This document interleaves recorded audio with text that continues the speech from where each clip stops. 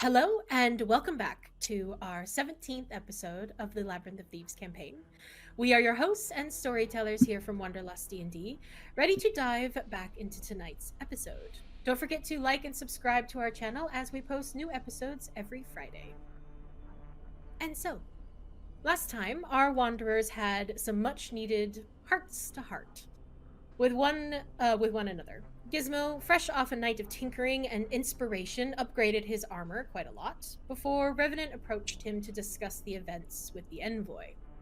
Learning a bit more about one another, Revenant finally removed his mask, revealing himself to be a voidling as well, before promptly putting on the face of the envoy in front of Gizmo.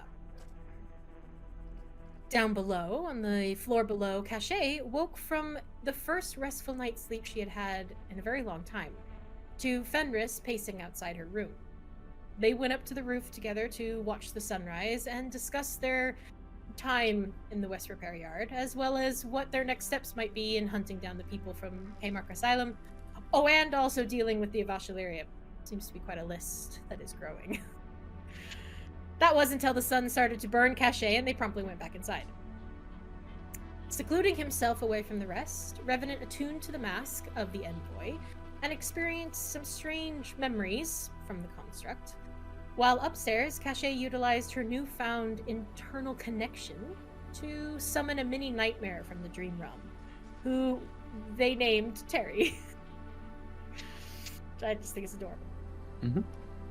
However, noticeably absent through this day was Al, who remained upstairs poring over the body of Humphrey.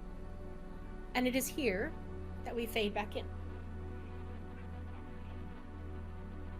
So, here is my little treat for you guys. I don't know if it's much of a treat, but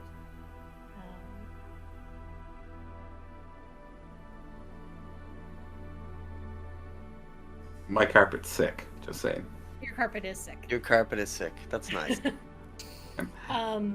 And just so everyone knows, I found Terry a hat just in case he has to go outside and don't want him to get hurt by the sun.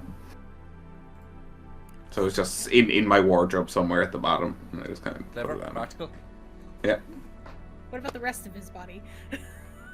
We'll worry about that if he actually has to go outside. Okay. So right now, Terry is currently in the kitchen, trying to cook once more, with a hat that Caché found somewhere in a wardrobe, long buried. Terry is no longer hatless. He does still have that really horrifying grin on his face every time you look over at him, but he's just going about I think it's great. Very Cheshire cat. Very Chester cat, yes. This is like misshapen teeth that kind of move around in his like kind of smoky, ghostly appearance. So, the four of you are downstairs on the ground floor, enjoying chatting, spending time together. But up in here, I'll move up. One second. I'll go up here.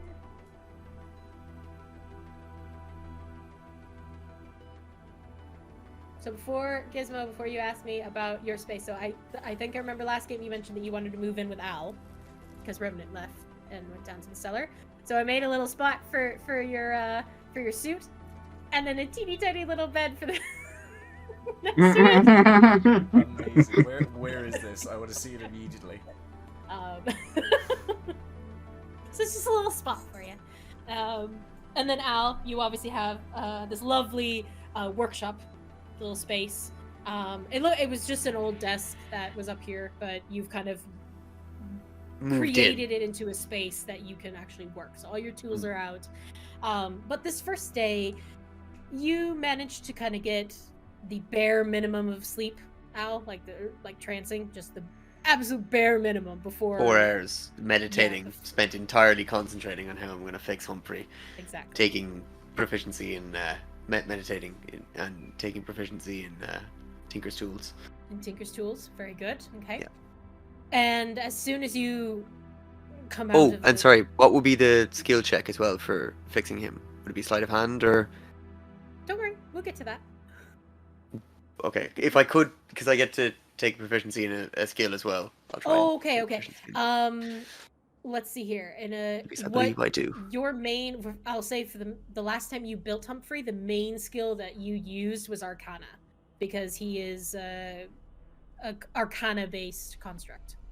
So Tinker's Tools and So I'm gonna... that would be the one you would know that you would need.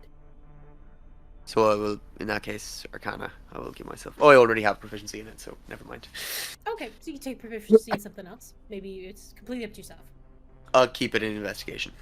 Perfect. Okay. So, utilizing this time here, as soon as you wake up, you walk back over to the kind of work table in this room.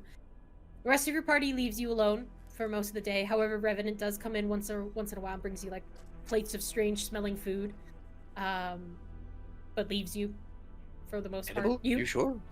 Don't even know actually when he's there. He's just kind of standing there waiting for you to notice him, and then he just gives you the food and leaves. Thank you. Just making sure that you're fed. But I'm assuming that you are totally focused on Humphrey at the moment. So I'm going to... Sorry, at the start of the day, anyway, if I could cast at 5th level, Tiny Servant. Of course. What does your Tiny And Servant animate. look like? So, I'm going to pick up, basically, some spare parts that I know I'm not going to need for Humphrey, like a gear, like a spare mustache piece, like just a few different bits here and there. And 5 of them total are going to sprout little arms and legs and just animate and respond to my every whim telepathically So this is to aid unseen me in servant. my it's unseen servant, but it's like there's 5 physical little things physical. running around Brilliant. essentially. Easily But done. yes. Immediately cast that and craft this servant to help you throughout the day. 5 of them. 5 of them. All right, so 5 of them. 5 little, level. 5 little servants, different constructs almost that are around you. So let's begin with an investigation or an Arcana check. You can choose. Sorry, I'll just investigation or Arcana.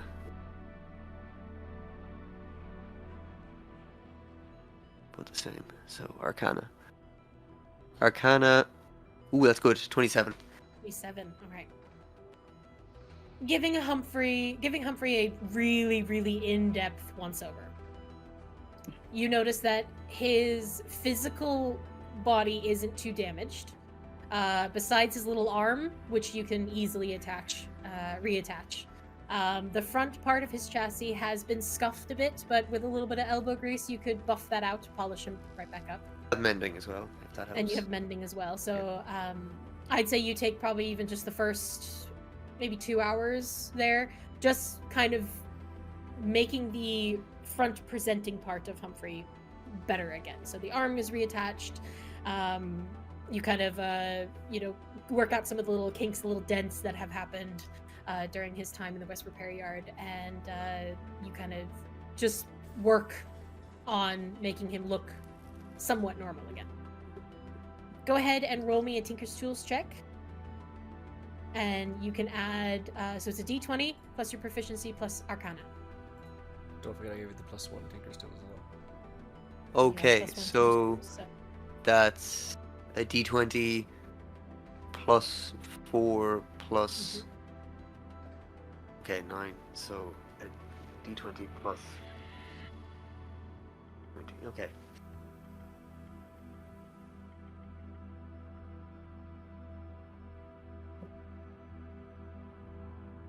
So that's 14 plus 14.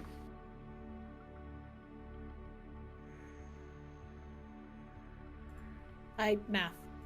28. 28? 28. Very good.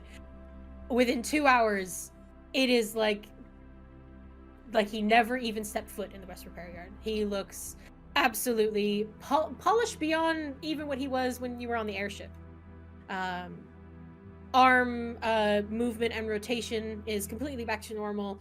And you even kind of spruce up the little heelys that he has on, so he has a little bit, a little bit faster paced movement. Like he's looking pretty sharp. However, inside of Humphrey is a completely different story. There are pieces of moldy bread that you have to remove. It's still inside from when Revenant and Fran, I think it was feeding him bread. Inside as well, you find that strange kind of yellow flower. You find like 2 or 3 of them. These are the same kind of yellow flowers that you saw up in the Envoy's command room.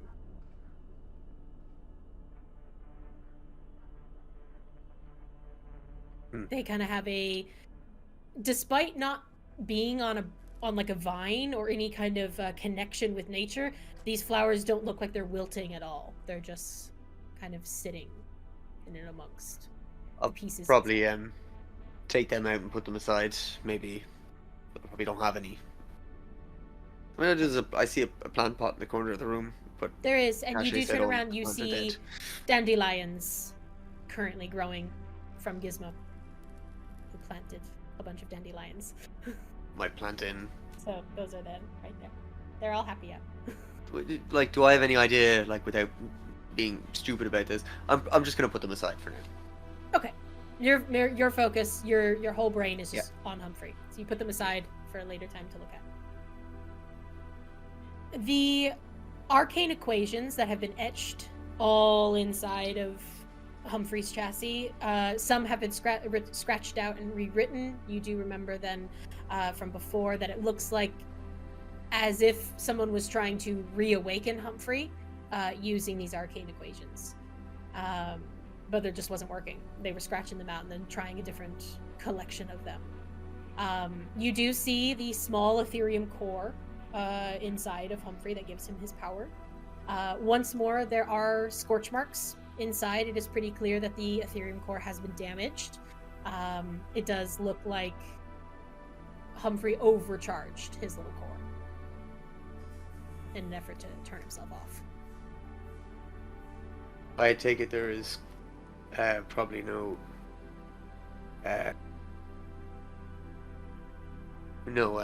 repairing the Ethereum core.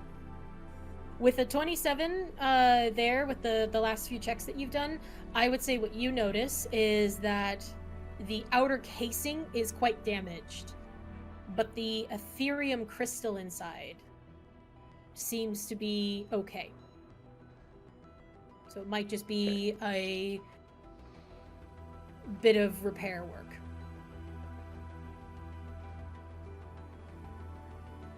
I'll go about rebuilding a casing for it. Okay. Roll me an investigation check.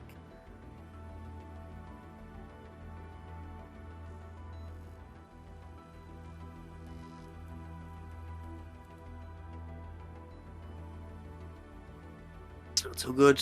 I'm gonna use a luck point to do that again. Okay.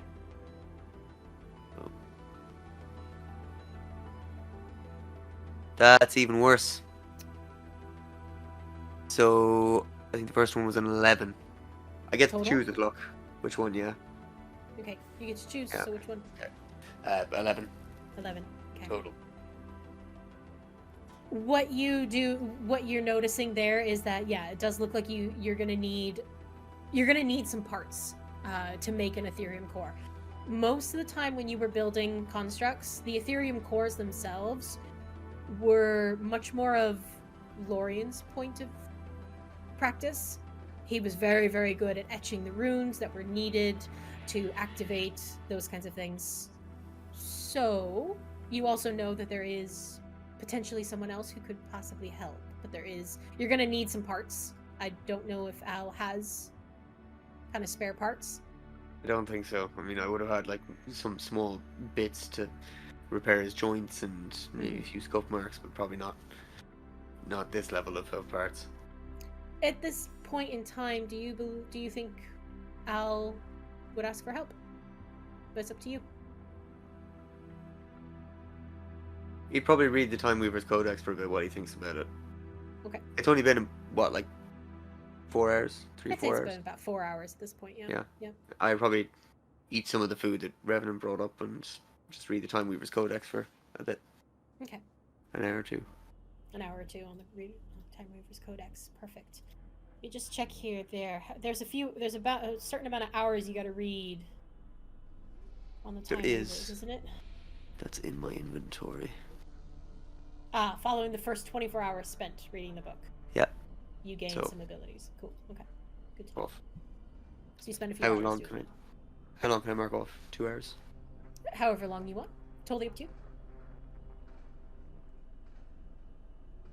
Spend 2 hours because I don't like my tiny servants are gonna dissipate soon anyway. So.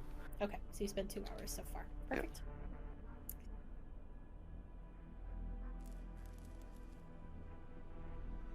Lovely. So Al, you now have the idea, the plans for moving forward. You need to rebuild the outer casing for an Ethereum core. Does look like the crystal is still there, and you can still use that, but you are going to need to inscribe some of the runes that you know of again, and build a casing. Because I would have. Did I notice Gizmo taking parts from the repair yard? Roll me a history check. History.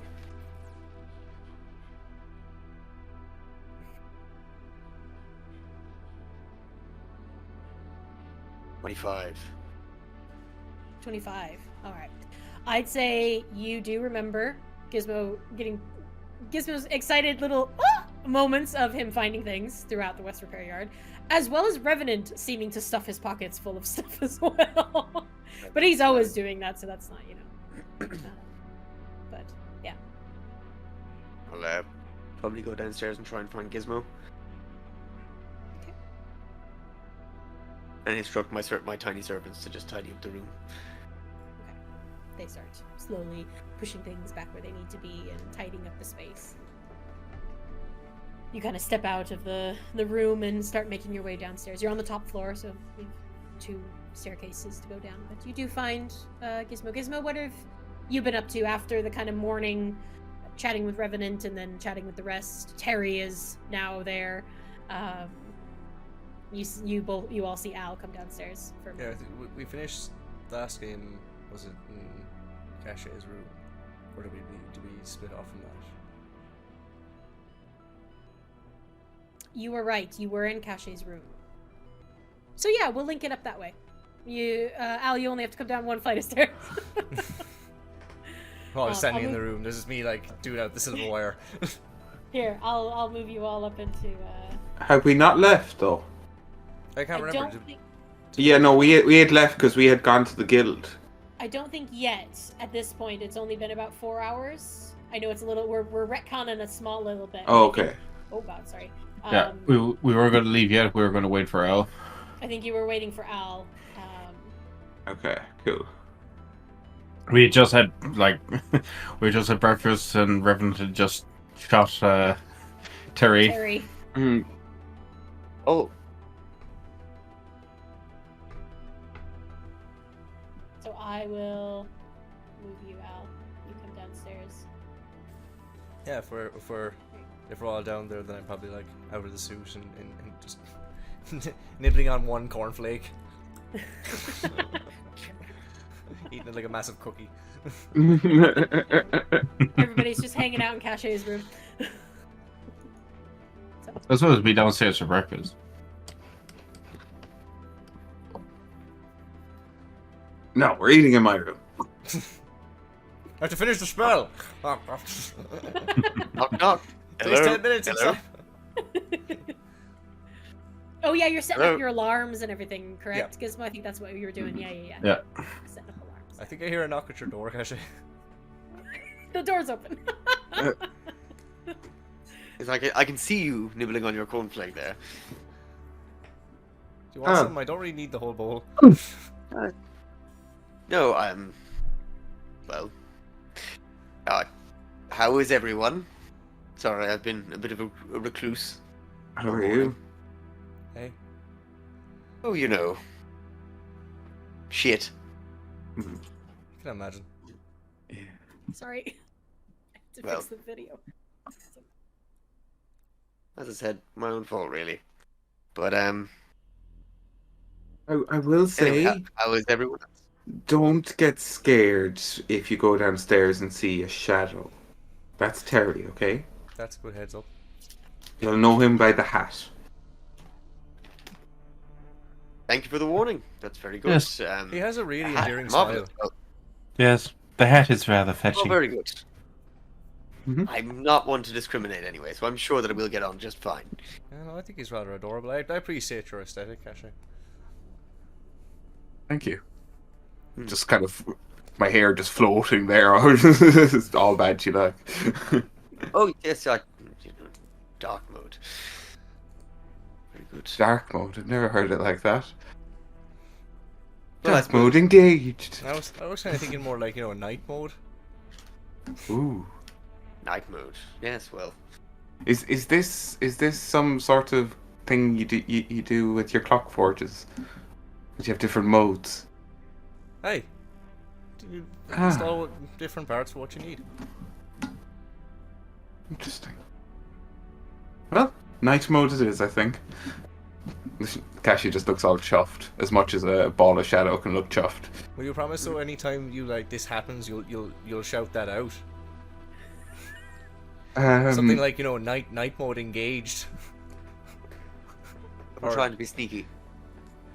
I mean, Night mode engaged. I'll have to look at the strategic value of it first. But Well, I you think, know. you know, the fear it'll inspire in your enemies. that is definitely on the pro side. Psychological warfare. It does sound Mhm. quite intimidating if you were to hear that coming from a vent somewhere. But you have to say it in a Batman voice. I am night mode.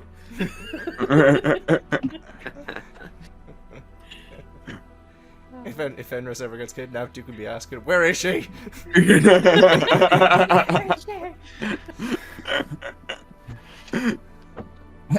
I think I will be the one who gets kidnapped. More Me? Oh likely. god, of course. I mean, have you seen me? I don't offer much resistance. I mean, in fairness though, I tried to catch you before. You're a slippery devil. I suppose that's true. Do teleport around quite a bit. Yes. Yes. It's quite useful. You know, for someone whose legs are as feeble as mine, if I can just jump and be there. Excellent. In all You're quite seriousness though, slippery yourself, Gizmo. Hmm? You're quite slippery yourself. well, I can always fly out. Most people don't expect me to, a little fairy to fly out of what they see as a clock forge usually. It's always catches some people by surprise. I wanted to ask seriously though, like, how are you doing, Al? Do you think you can repair Humphrey? I'd be happy to help if there's anything you think I can do. That's very kind of you. I do think there is quite possibly something you could help me with. I'm trying to rebuild a casing for his Ethereum core. The crystal itself seems intact, but the casing is non-operable. I might have some material that might help. That would be very, very kind. I'd be happy to pay you for it. I know these things don't exactly come on trees. It's fine. It's a project. I'm happy to help. But maybe it works. Very kind. Yep. So, I'll be honest, I'm quite eager to continue on with that. I don't know what exactly you folks' plans are for the afternoon, but Bullets. I want to buy bullets. I want to buy I do. bullets. So. I do need to get a few supplies for some of the things I'm working on. What time is it? We just finished breakfast. Yes. I'd say it's about noon. Well, a bit before. Maybe we should go out and get the necessary supplies that we need, and I'd be happy to work with you for the day. I can put what I'm doing aside and try and see if we can get Humphrey fixed. I'm sure we can pick up more things at the market or find some manuals inside the library. Equipment, tools, not tools, resources, scrap Aye. bits of metal, gears, all the things. Caché, Because you're okay to go outside. Like, you can still go back, right? I assume Oh, you don't want people seeing it. that only take a few minutes. Oh, good. Not, I am. not that there's anything What's wrong my with it, level, just- Amber, again? I did calm down a bit last night, didn't You I? did actually, and you've had quite a lot of talks with everybody, and you're walking around as yourself, which I think is very, very interesting. So I would say roll me a wisdom save Okay. with advantage because you're surrounded by your friends. You feel safe.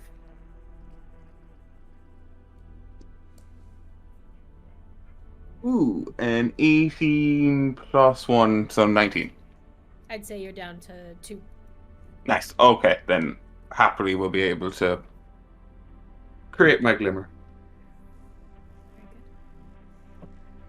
And I turn back into my drow form. You do so. Taking on the shape of your former self. Yeah. For everyone watching, it's just like kind of shadows kind of just go over and then like random points just kind of stop and like just form into my parts of my drow form. And they do it in different parts of my body, so it's kind of disconcerting. Not gonna lie, that's pretty wicked. Thanks. It's quite a display. Yeah, for all these shadow powers, they seem to be, as much as they're meant to be shadows, they're very flashy. How else are you supposed to Like notice them then? I was hoping the point was being not to Fly notice back them, into the but... suit. Point of being ridiculously capable if no one's going to see you being ridiculously capable. I mean, true point. But I would like to sometimes actually be in the shadows. I'll let G be the center of attention for a while. I'm going to finish out as well too, casting an arm on Caché's window and doorway. I'll probably do the same on like whatever the main entrance is as well. Just half an hour of ritual casting Perfect. for any time we're going out. Anytime you're going out. Lovely. Yeah. I will trying just to have get that that to- prepared. Perfect. So, not to metagame, but I'm just seeing where we're at in the time frame. Because I know last game after you guys chatted without Al here, except Al, you guys then We're heading to headed the- into town to the Starforge. So would you like today to be when you go to the Starforge, grab the coin, grab the few supplies that you're there. Gizmo, you know that you have quite a lot of supplies, like extra. From how you know that you've been building your suit, you know you have enough parts to build an Ethereum core. Especially because Revenant dumped an entire bag of just parts. That remember in the last game. I should still have like a Ethereum core. I think I still have some scrap of Vernal steel. You do, yeah. I think it's like just picking up little bits, also like components for spells and stuff as well. Perfect. Okay. So would you guys? So this is just out of curiosity. Would you guys like to do that? So you pick up a few parts, get the necessary stuff, and then go to Starforge. Then come home and spend the rest of the day kind of fixing Humphrey. And then the next day, the second day of your downtime will be the library and anything else that you're looking to do. Would you like to do it that way? Just spread it out a little bit. Yeah, it's just if we're down at the Starforge Guild, are we not just very, very close to the gun place? Would we not just go there anyway? That's the only thing. I mean, if you want to, what I can do is, like, if you want to say that this conversation happened earlier in the morning and that I went and, like, then started working on Humphrey instead, and then you guys went to the Starforge Guild while I was working on Humphrey and did all that stuff. And then Gizmo would come back and help me. Mm-hmm. Yeah. Yeah. I'll go with either. But yeah, that Eh? works. again, not to metagame, so I'm so sorry if I am. Listeners, I do apologize, but you know what? Sometimes you got to do what you got to do. Mhm. Yep. Yes, Lock and Loaded is very close to the Starforge. However, you have not spoken to Dion. Yeah. I think we up just to you. we'll start here from Caché's house, and then kind of visit places on the way over to Starford. So we can So check out. what I'm saying is, I'm saying, do you want to spread some of your downtime out in a few days, or do you want to do it all in one day? Yeah, let's spread it out a bit, I suppose. That's just more what I wanna know. it's going to. I think it's just going to be easier for everything if we spread it out. We'll just do that. We'll go see Dixon, and we'll go to the gun shop on the same day tomorrow. Okay. Is that okay with everybody? Yeah, Okay. we can take a couple of days. Yeah. Perfect. We have 7 days ish. We think. I was gonna say, yeah. So you've got plenty of time to just kind of do whatever you're looking to do. So I just didn't want you guys to feel like you had to do it all at once. You know what I mean? So we can kind of spread it out. So I'd say this afternoon. Oh, go ahead. Well, I was just gonna say, like, I know for the stuff I'm gonna be like trying to repair and build stuff, working on Humphrey, like that's gonna, I assume, take a lot of time in between these events as well. Yeah. I do want to visit the brass fold meter at some point as well. Exactly. So we've got a few days now to just kind of fill. Yeah. So what do we take the market library first, and then once that's done, we can all stay together and head out. Library and market are going to be the next day. I know. So This is what I mean. It's getting kind of confusing. So I say today, if you're okay with it, do Starforge. Yeah. Okay. Get the parts that Gizmo and Al need, and then come back home, and that'll be the day, basically. Spend fixing. If we do that, we can just run into the next day and we just get into that. Exactly. Yeah. And we'll just continue into the next day. Day 2 will be the library, Dixon, whatever you're looking to do then. So perfect. So for expedience sake, timey-wimey, wibbly-wobbly. Yeah. Woo! Al, And the stop gun messing shop. with time. Don't worry. And the gun shop. Oh yeah, Al, come on God now. damn it, Stop. Every time he sneezes, everybody goes, whoa! Got a complete reverse time and It's everything I study for. everything he is. Perfect. So you guys head to Starforge. You get paid. Revenant gets potentially a favor. You get to pick up some of the things. What are you looking to get? You said components, Gizmo? Yeah. So specifically, where is it? Oh, I love specifics. Yes, so the Scorching Gauntlets, it says there that I need approximately 70 gold pieces worth of material. I'm assuming that I can kind of get a lot of that with the Eternal Steel and Copper Wire from like the stuff I picked up, but I'm assuming the Fire Assault is probably something I would need to get, so I'd say whatever so, yeah. that would be. So the Apothecary would have the Fire Assaults or a Forge. So the Fire Assaults, though, I'd say you're right. You have a lot of the other things. So with that, the amount you would need for the gauntlets, I would say you'd probably be spending about 25 gold. Cool. Knock that off. Right. So I have like enough for one set. Then is it? Definitely. Awesome. Yeah. A set too. If you're wanting to do both hands, that's a set. So yeah. Excellent. Also, then the parts maybe needed for what we were discussing before, especially regarding like any levitation or flight or whatever. Yes. So I would say, it's great what Revenant has and what he gave you, because it does have you literally got it from a repair yard, so you have a lot of really useful materials in there. Let's see here. With what you're trying to construct, check here. You already have that.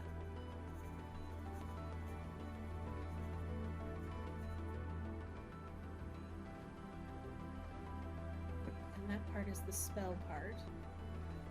I'd say if we're just gonna like pull hairs here, 15 gold's worth of just all the extra little bits and pieces that you might need to build what you're wanting to build. And that'll be you done. In the sense of those things. 15? 15 gold, yeah. Because like I said, you've got loads of stuff from Revenant as well. So these would just be like the really special bits. Perfect. Next thing the core, oh, sorry, if I remember correctly, the core is still active. So, yeah. In which? What you have. He's still yes. active. Yeah, cool. Yes, the next thing I'm looking to build is some kind of mechanism that can quickly retract in a like steel cable or wiring. So like whatever materials I might need for that. I don't know if that would be a bit more specialized. I imagine like I wanted to be able to kind of pull back with a fair enough amount of strength, so maybe something a bit stronger than just kind of scrap metal I got. Definitely, yeah. Okay. Interestingly enough, Al might have something, but I don't know where Al went. He's back at home working on Humphrey. He is, yeah. I probably would still be, yeah. Yeah. Perfect. Okay, so I'd say, hang on, Al, that thing I gave you. The thing you gave me. Where's the thing? Hang on one second. What thing? What are you talking The about? thing you harvested from the envoy. Oh, yes. Yeah. You remember it? God, where is it? Sorry, this is what I was talking about me being scatterbrained tonight. I'm so sorry. Where did I put it? I wrote it down somewhere. Character sheet. I think I put it on your character sheet as well. Oh, you did. You said I you were did. going to anyway, but Mm-hmm. E. Inventory.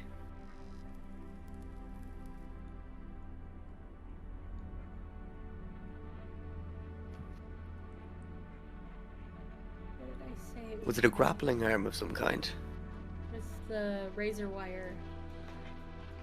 That was it. I don't see it in my my inventory though. Where'd it go? I will add it in now. Where did it go? Razor wire gauntlets there. I have it written down. Okay, they should be. Yeah, they should be in your thing now.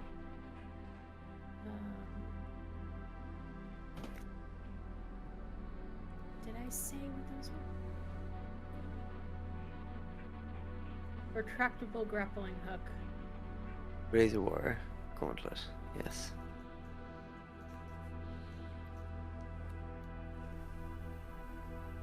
So yes, I would say, Gizmo, after a little bit of searching around, you find not another full West repair yard, but you do find like another section of warehouses where you can pick up parts for mainly not clock forges, but for what's the best word? It's like almost kind of like a construction company. That's the best way I can describe it. So those who would be building things. So you kind of find the architects warehouses. You chat to a few people after a little while, and you are able to acquire some very, very, very sturdy wiring almost, which are used for like retractable, like people can shoot it up and then use it to like get around large objects and then be able to tighten it and then pull, you know, as a group, you know, to move large, heavy objects. So you're able to actually get some really good quality. It's not razor wire, but it is a good amount. I'd say you get. What did I say? Where goblins go? 120 feet. 120 feet, and that'll cost me how much?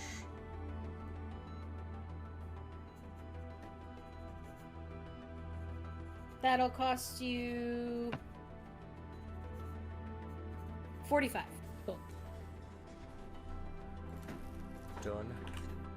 And with that, you'll get the other bits and pieces of like the mechanisms to be able to create something that will retract, and kind of very like light pulley systems. Yeah, you can kind of actually see like a prototype kind of thing where they're using it now, where they can kind of shoot up and get up to higher places and Like clock the things design of that, like keep that in mind. Yeah. Yeah. Yeah. Okay. I think that might be everything for now, anyway. Okay. Yeah. No, I think I'm good with that. A lot of those things that you acquired. Sorry, I try to eat something as soon as then I have to talk. A lot of those things you required were actually in the Iron Ward of the city. So you went over to Starforge and then you immediately crossed back over. So all of you are just kind of following Gizmo as he's collecting these items, coming more shopping bags. Gizmo's is full of them.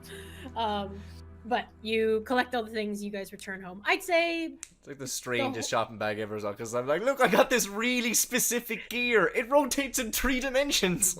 I like to like imagine though that it's still like, you know, the fucking like classic high street shopping bags, but then like all the little jewelry boxes just have like tiny bits of gears and like machinery in them. It's exactly that, yeah. And then you've got the big wire, like the cabling kind of wrapped around your shoulder, and yeah. Yeah, you are- like, dainty bags, coil of wire. Yep. Big old coil. But all of you, I'd say spend maybe 2.5 hours or so, maybe 3, just walking around town, gathering things, enjoying being kind of taking in the city. Fenris, this is still a little overwhelming being in this big of a city. With so many people around. Caché, you float between people. It is nice to just kind of be at home and enjoying it, and no one looking for you or asking for you. You are in your street clothes, so no one, seems to really recognize you. And following Gizmo around as just happy sounds keep coming from the suit. But you return home, back to Caché's abode. It is the evening time or so. Al, you are still working. Go ahead and what are you doing while they are gone for the few hours? Well, I can't really continue working on Humphrey until I have parts. Would you? So You can continue to kind of be working with some of the different pieces that Gizmo has potentially given you. To kind of slowly start making the Ethereum cores. I did actually have, or should still have, some of the scrap of the Vernal steel that I just had before I went out, so I could have. I'd be happy to give that over for him till he start working on the casing. If it worked for the Peacekeeper, it should work hopefully for Humphrey. Okay, a little bit of lightning I mean, resistance. there's a small part of Al, he doesn't say this, but like there's a small part of Al that just thinks this is too good for Humphrey. But no, I will try and embed that into his body, into like maybe some shielding for his wrists, so if he puts up his arms, he can kind of like defend himself from magical effects to a certain extent. Yeah. Awesome. Perfect. So you work on that. You're getting further along. You've actually you've kind of like collected all the necessary pieces. You're just missing a few like small things. But you've put together kind of in front of you just like the very bare basics of what you're gonna need to build the core, or build the outer casing. You carefully put the crystal aside, which I will explain to you because Al, you have made clock forges before, so you would know a little bit about Ethereum. But I want to share with you because I think it's important. Let's see here. Hopefully that's going to come up. How's it going? It's tiny. It's tiny. No, it's grand for me. There we go. You should have basics of Ethereum. Yes. Yeah? Okay. So that is what you're looking at. That little purple crystal. But for Humphrey, it was teeny tiny. teeny Like tiny. size of a fingernail. Like, exactly, like the size of a fingernail, maybe a little bit bigger. You would know that Ethereum is a luminous crystal that has long actually been mined below Manira. Manira was actually a mining colony for quite a few years before it joined the Triarchy and like became a prominent member of the Avasha Isles. And this crystal itself has a strong affiliation with the arcane, which is why they use it. And as you're looking over the crystal, again, it's intact. It doesn't look like it's been damaged at all, and you do see the runes that are inscribed on that crystal, and they are still intact. They're still okay. And you would recognize these as the Astralar runes. I remember when Lorien inscribed these. You know that the rune for fire is inscribed on the crystal itself. Yeah. So You're working on that. When you hear the audible sound of the door opening downstairs and everybody filing in, someone gets spooked and kind of hear a huh! As Terry comes out of somewhere and smiles at all of you around the door frame, and then slowly goes back. What have you instructed Terry to do while you were away? You've just been cleaning. Okay. Yeah. Caché's house is no longer dusty. He's The plants efficient. have been watered. Maybe I can keep him alive this time. Let's see.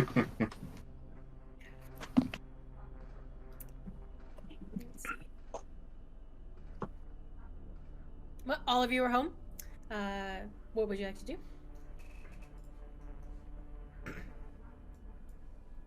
I mean, I'm gonna head with the stuff I have to Al's room straight away. See how he's getting on. Our room. Our room, yes. Our room now. Room. Yeah. That's far too happy music. Hang on. Do I get to my room? Oh god, I'm just rotating myself. Yes, I can't seem to leave this room. Can you? Oh, the door's What's closed happening? on you. I don't know what happened. Oh, it is. Okay. How did the door close on you? How do I get upstairs? If you just go up and then you're Up? yeah, there you go. Yeah. But where am I now? What? You're Oh, there we go. Where? if anybody, you all will be able to see this map here when we go. But yeah, so the two of you, I'm struggling with music. There we go. Tonight. Nothing is working. Oh, that was quite an adventure. Yeah, I got a few things.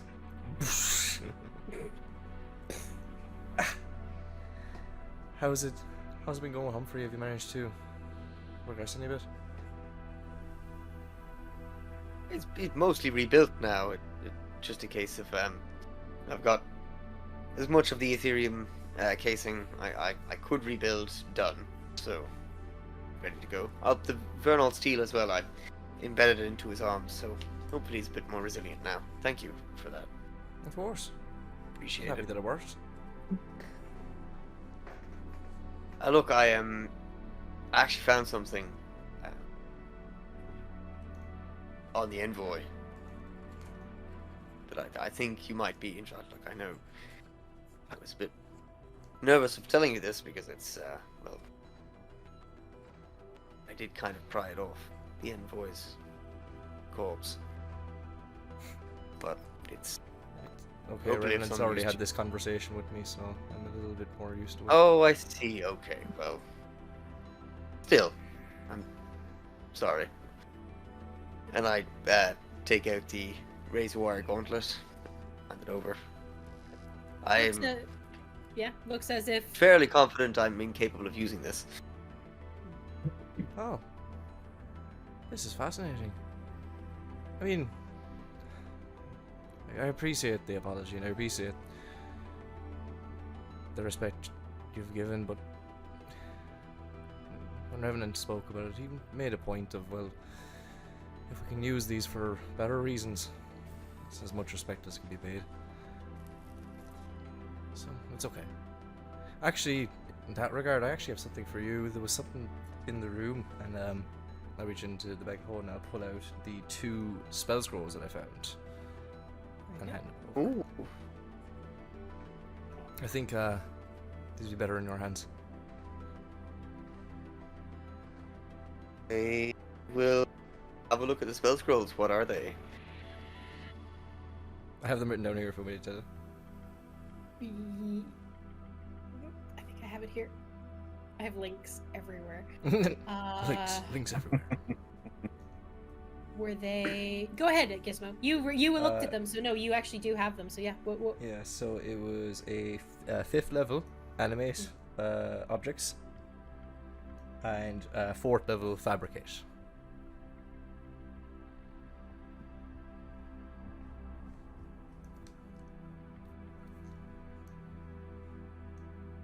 Both very, very useful.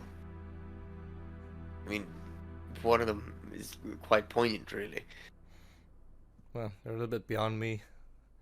My capacity for spellcraft is a little bit behind you.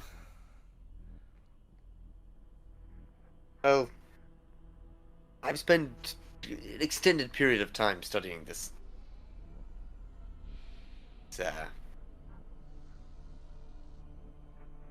Field. Suppose Oh, it's fine. I'm not natural. jealous. I build better robots than you anyway. More resilient ones, I hope. I hope so Sorry, too, Humphrey. given that I have to sit in mine. True. I mean, you do give a lot of faith in your construction. I have to. What? I'd be terrified otherwise. Never was terrified for Humphrey, but I didn't have much faith in him either. Well, from what I could see, he had faith in you.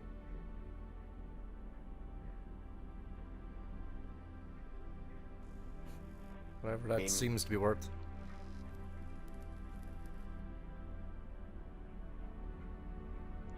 Way it seems he deactivated himself.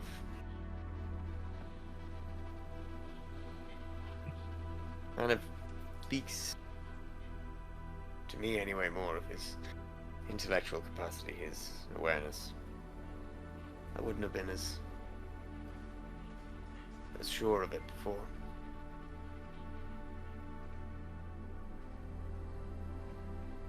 I hope I didn't realize too late. I don't think so. I think we can get him back. Come on. Oh, Let's get to work. into it. So,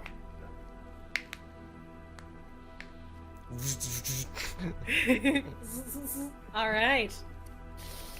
So, first, I want to show you how an Ethereum core works. He's gonna kill me because he's not here to show. Oh, yeah. But let's just see. Did that show up for you? Mm-hmm. ooh, So, I will show this to the rest of the to all the audience out there as well. Ricky is an electrician, so he helped me figure out exactly how these Ethereum cores work. So, and we've kind of designed how this will actually scientifically happen, which is kind of fun. So, we have the Astralar runes, which the two of you would know. There are only 4 in existence, still to this day. They are fire, earth, water, and air. And from the combinations of these runes has come tremendous leaps and bounds in technology of this world. Gizmo, you know that these runes are actually ancient draconic in nature, but they have been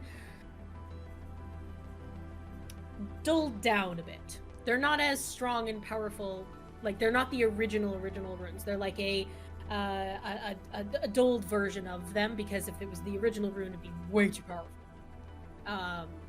So these are kind of, not as intense, and it allows you to build more smaller constructs and things with this core. So basically what happens is evocation magic is what keeps the core suspended between in the casing, and it rotates the crystal itself over and over again.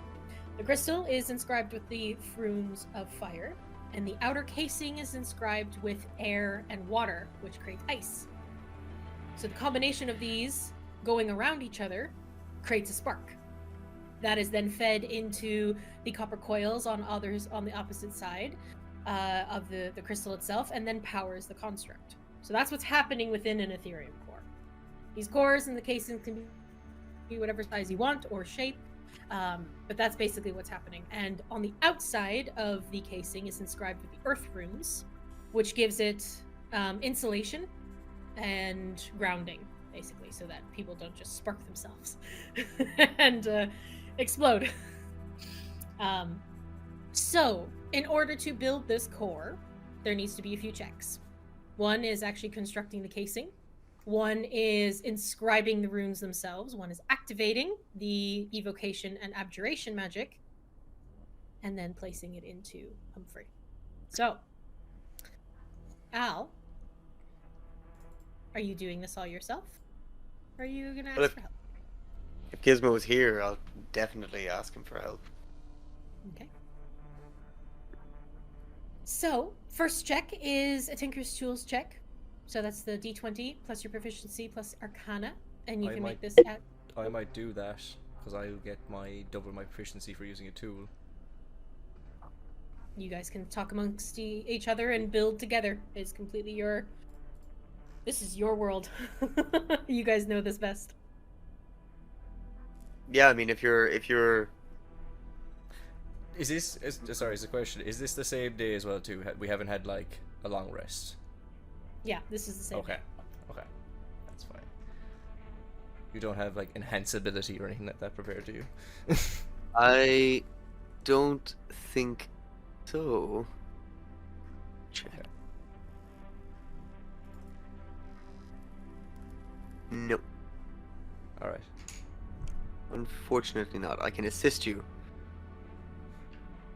Yeah, would you be able to There's assist with this? assistance. Yeah, if there's assistance, it would be at advantage. Awesome. So it's a Tinker's Tools check. Tinker's Tools check, yeah. So So- d20 plus your proficiency plus Arcana, because you guys are working with Arcane, so... Okay. So that would be...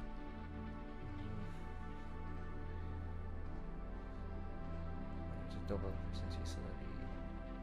And I have a +1, so it'll be 32. Nice. Ooh. I rolled a 19.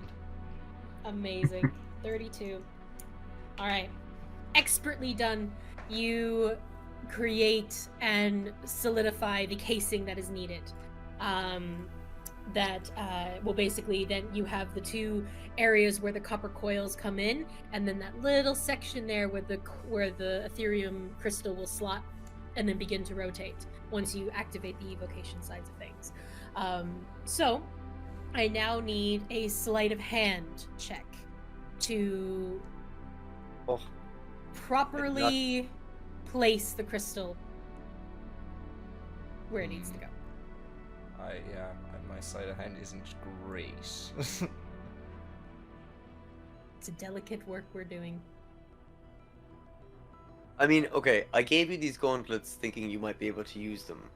They require 16 dexterity. Will you be able to use them? I have a 14 dexterity. Oh, shit. Okay. I could Still better recalibrate than them. mine. It's still better than mine. So yeah, okay.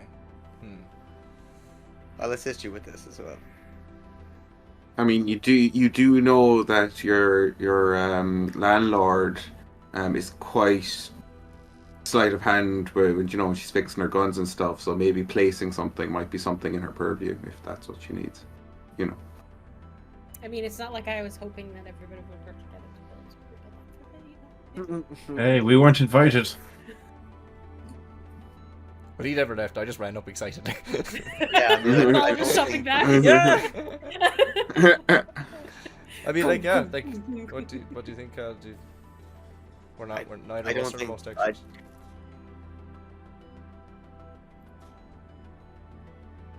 I'm gonna roll to see if Al would have considered that or not. Okay. So 10 or above, he considers it. Okay. If Okay. not, it's a 14. So yeah. I think well, I'm weak and your hands are currently. Actually, are you in your small form or your big form? The suit wise? Yeah. Yeah, no, the Fairy. big form, the guardian. In the, yeah. Yeah. Okay. Yeah. You're quite large, so I think it might be an idea to ask someone else for some help. Caché is quite nimble. Unless, just as a quick question, would I be able to use my thieves' tools with this sleight of hand check? You're not unlocking Humphrey, are you? No, but it's like fine, delicate work. I mean, it is fine, delicate work. So in a way, like you could be using the tools to. Also, to... I get that feature, Mark. I'm just got any tool I can get out there. Jeweler's all tools. tools are the Jeweler's tools. All tools are the same. Jeweler's tools, definitely. Definitely. I could build a set of jeweler's tools if you give me an hour, because I have that ability. So it's up to you guys. Ask a party member or build a set of tools. It's up to you. I mean, if Caché is just downstairs, we could just ask her. Fine. Gizmo's like, I'm halfway through already making it. I'm like, okay. I'm sorry, Gizmo. One day I'll use that feature. You did. Did I? I don't recall using it. I think you have. Use your Tinker's tools. You did, yeah. I have Tinker's tools. Oh. I have Thinkers and Thieves tools. It's I can make like a set of Spitz tools or oh no, I did actually. I made a set of Spitz tools. Yeah. I think Yeah, you it's did, yeah. functional. Yeah. Okay. Functional. I'll ask Caché, so Let's go down. go downstairs. Okay. Al, as you come all the way downstairs to look for Caché, as you do come down the last few steps, you stop dead in your tracks as you see this horrifying, tall, gangly shadow creature with really, really long fingers and arms, slowly, delicately pouring water into one of the plants. And he has this You must be Terry. strange hat on, and he just looks at you with this really wide, kind of like weird teeth and grin, and just looks at you. Well, I'm glad that Caché warned me about you, because you are really quite terrifying. Nice to meet you. He's great, isn't he? I mean, he's watering the plants. He seems very diligent. Do you speak, Terry? Smiles at you. A little bit of Oh, the moving of the arms. That's even more disconcerting. Okay. And you Who's see, Caché? like, if he's, like, he was actually really far away from that pot as well, just one of his arms just jarringly stretched out. And he slowly begins to kind of make his way towards you and kind of goes through you almost a little bit, Al, going to like one of the other parts of the staircase and starts dusting with the other arm. Could you please show us to Caché? Slowly kind of looks around to you and then just points across the room. You see Caché. Where are you, Caché? I am literally standing there laughing at him. Just at the other side of the room. He's quite a character. That's Terry. Did you fix him? No, actually, well, getting there. If I What you could, hoping you can help? yes, Whatever I can. try to place something within him, and it's very nimble, fine work, and Well, you're quite agile. yes. Like retreading a gun barrel then. Let's go. Mm. At least that's how I'm going to see it. Heading back upstairs. You. Hopefully with less explosive results. One would hope. Mhm, Dealing mhm. especially with this kind of a core. Mm. You two especially have heard horror stories of these kinds of things going wrong, the wrong inscription of the rune, the wrong line in what you're trying to do, or wrong code, and suddenly just the entire house is leveled. Mention that to her. I will I'll not leave say that to you if you do. I'll just say hopefully with less explosive results. Perfect. You head back upstairs. Caché, as you come into your spare room, you've seen that the boys have completely utilized it to whatever they want. Things have been moved around, beds have been reformed, there's a mattress missing because it was drugged down into the cellar. It's just been completely remade to whatever they want. There's already a pile of tools in the corner where my bed's supposed to be because I keep just pushing things off. There's a pot of just dandelions as well, just Oh God, I'm just sitting there by the window. Oh, You're standing in your own flowers. this is a quick change. We're builders. We have an aesthetic. Someone has started writing on the wall like a new code line that they were trying to figure out. Yeah, I keep an eye on that, but I'm going in my head. I'm like, I'm going to participate in that when I leave. I hope they remember that.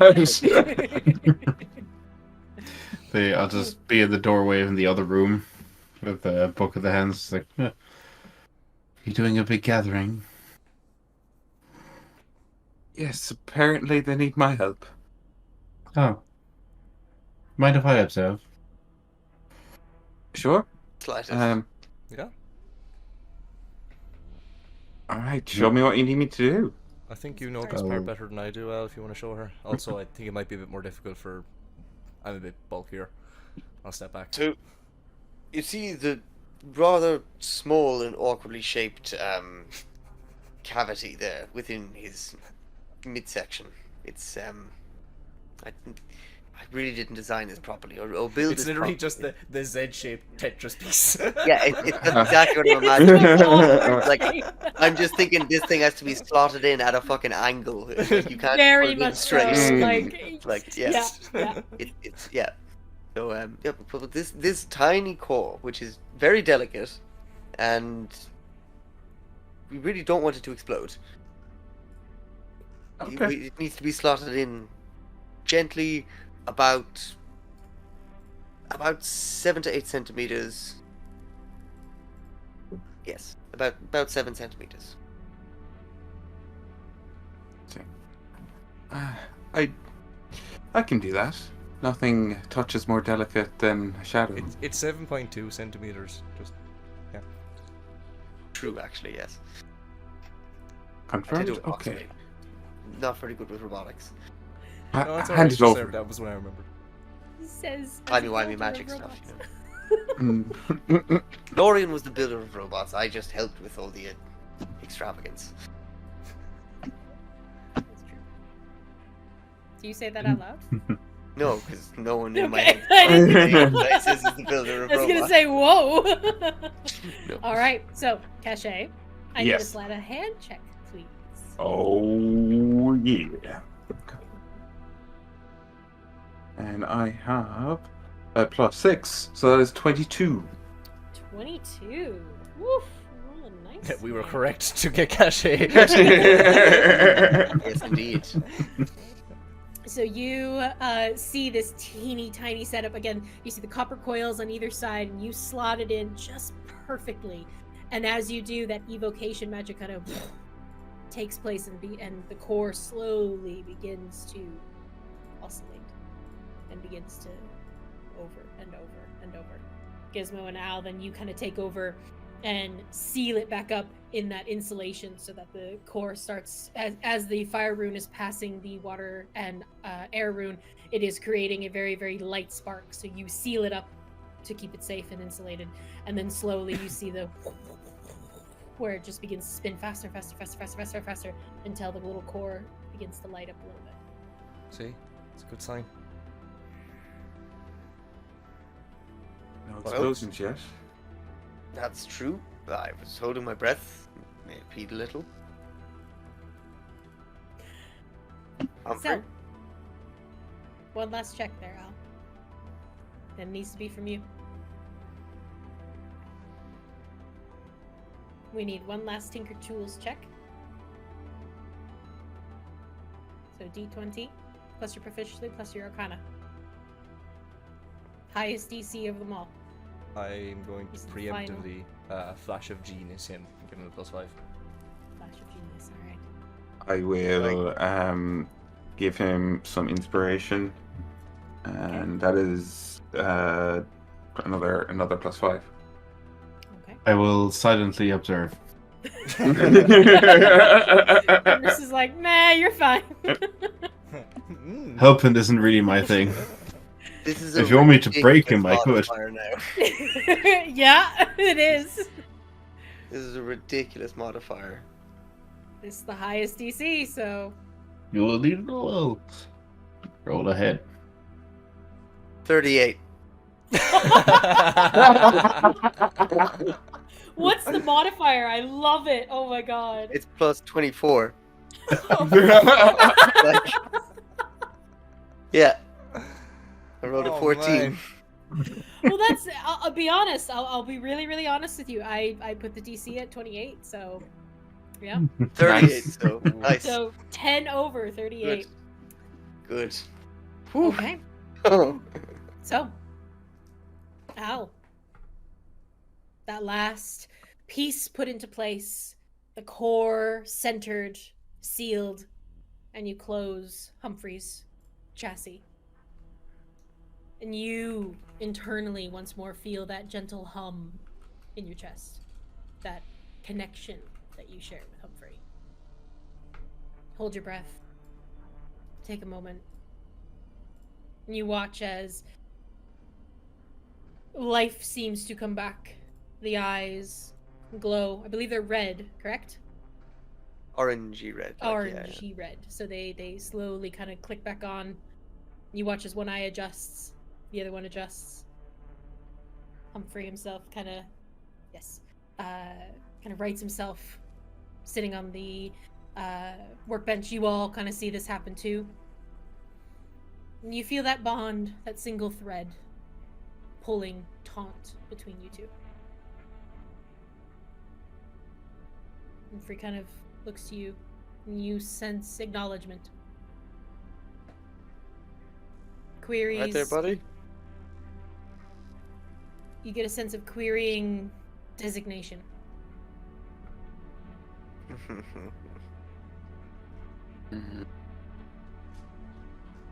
Oh.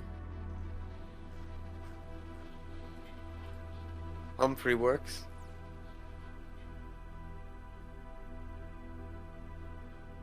Understanding. Sense you get. And you get the feeling, the question, querying, how can I assist you today, Master? The memory of the West Repair.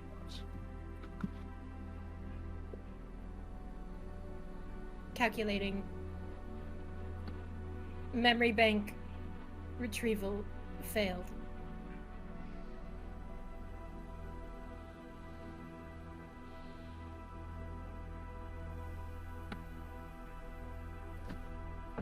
Well, we can always build new memories. Good to see you up and about again. Come on then. Hop off the table. Okay. Desk is about 4 feet high or so he jumps down. Lands. My floors. It's Oh, okay, we can sorry. amend them later.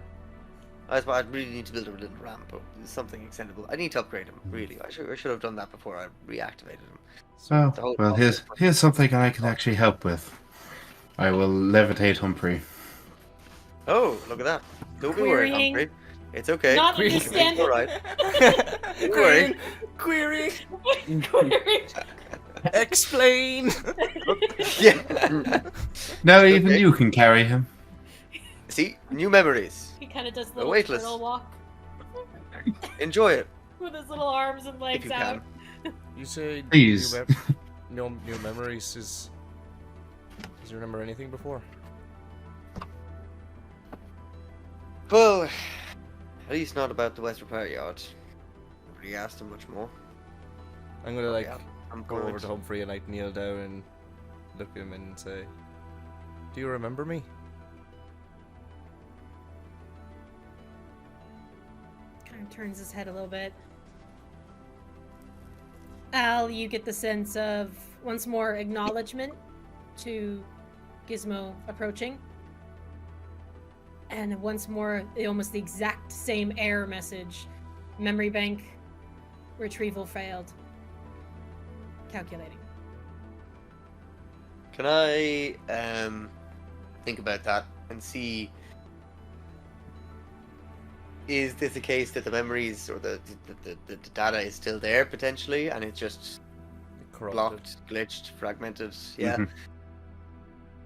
Right. I'd say with all those roles and all of the hard work that you've done, you have no idea. This is something completely new to you. Most constructs, when they go down, they don't really keep they don't have a sense of self. You know, like for at least the pieces that you've created before with Lorien, constructs, unless they have sentience, don't usually retain that level of self unless they are programmed to do. Really sure that he didn't have sentience either, so he doesn't remember you, or at least he can't retrieve any memory of you. So I mean, it could be that the memories are still there intact. To be unlocked, it's somewhat beyond my own ability. Just what did you say? Did you say that there was an error? The memory banks failed to retrieve. Okay, but that's possibly still a retrieval. Maybe it's a case of if he knew outright that he wouldn't know me, he wouldn't look. Maybe the fact that there's still a search there means that there's the possibility.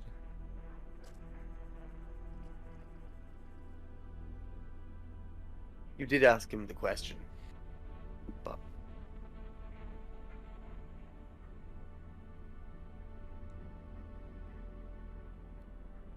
I mean, for now, as I said, I am genuinely quite teary-eyed at just seeing him moving around again. So it's a pretty good success for the day. I thank you all for your help and for your cool observance, Fenris. She's just reading smut.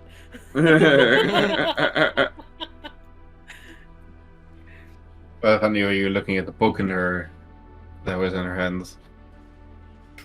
If you could read the title. What is it? But none of you were looking. I mean, I'm looking at you Definitely now. looking now. Mm-hmm. The Rusty Corset. One I picked up the other day. Mm-hmm. So, I'll say at this point in the evening, we'll kind of quiet it down. Is there anything other people want to do before we take a quick break and potentially do a long rest? No, I think I'll just I'll lay out my stuff for tomorrow. Do you know, not start into anything, but I have the tools kind of ready to go. Everything kind of this is where it needs to be. Perfect. Yeah. I mean, this might very well, and tell me if this bothers you, I can go and do it somewhere else. But otherwise, I'm probably going to spend most of the evening and the night reading the Time Weaver's Codex aloud to Humphrey. Sat on my lap.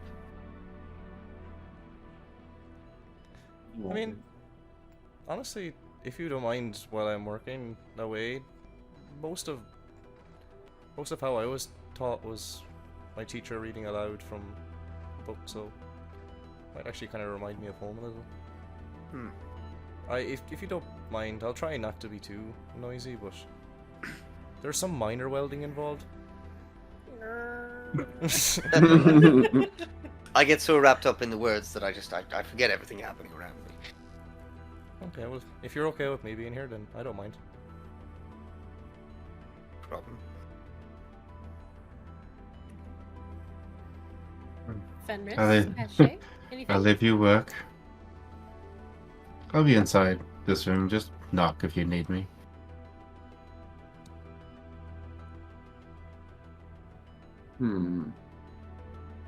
Yeah.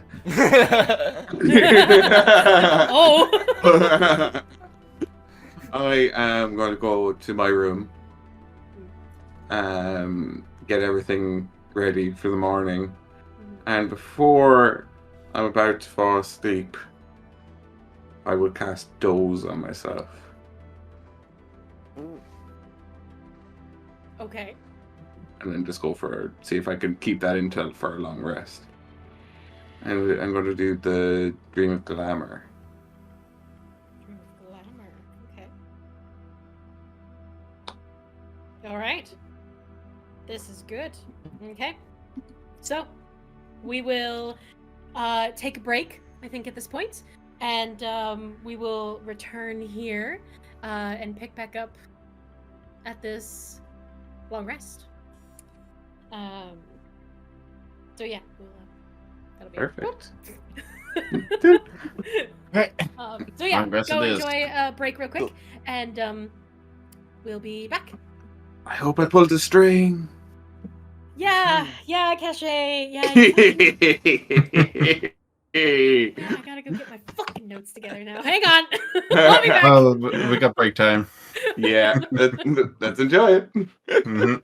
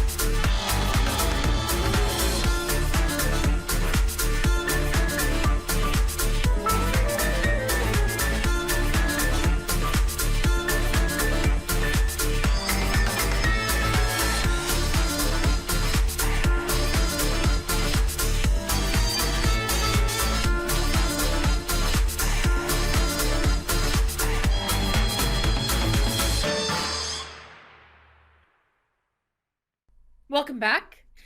As we fade back in to this evening, I thought we would just immediately go to the next morning, but that's not the case anymore. So Woo! little cheeky Pulling smile threads. there from Pulling Miguel. threads. Yeah. I need One day we will do downtime and not pull our thread. But today is not that day. Day. No. It's not that day apparently. I saw the opportunity and I took it. That's all right. That's all right. So I need a roll a d20 and add your charisma modifier. 24. I am on fire. Wow. Cool. Okay. So you cast Doze on yourself, which really put a conundrum into my head because it's a concentration spell, but on yourself. So I don't know how you trance and concentrate, but you know what? We bend rules in this world. You did the Dream of Glamour, correct? Yes. Cool. With a 24, you cast that on yourself. And you doze into your trance. And for the first few moments, it's just darkness. It's just quiet, soothing darkness. Like all the worries are just taken away. And then you're running. Not from something or someone, you're chasing. You're following. You're hunting down those who've betrayed you, wronged you, giving the right justice. You chase them through towns, through cities, forests, mountains. You are the one who follows.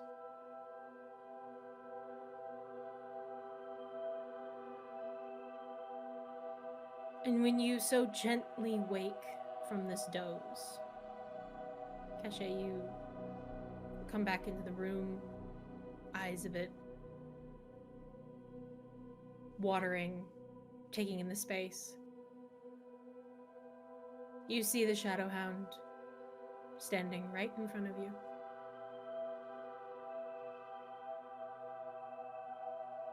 I don't fear you anymore.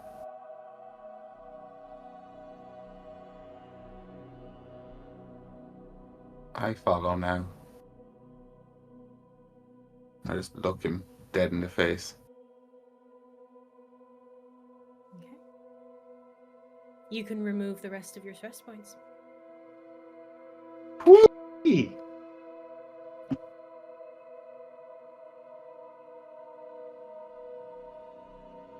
Al,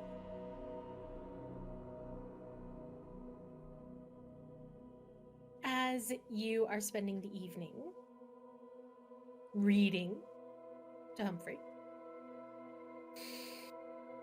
Gizmo working away on all of the things that he's building, you kind of hear, once in a while, you kind of hear a sound of just coming over from that general direction. You're focused in on the Time Weaver's Codex.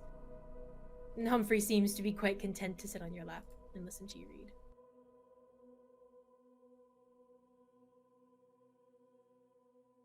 After how many hours do you spend reading? Oh.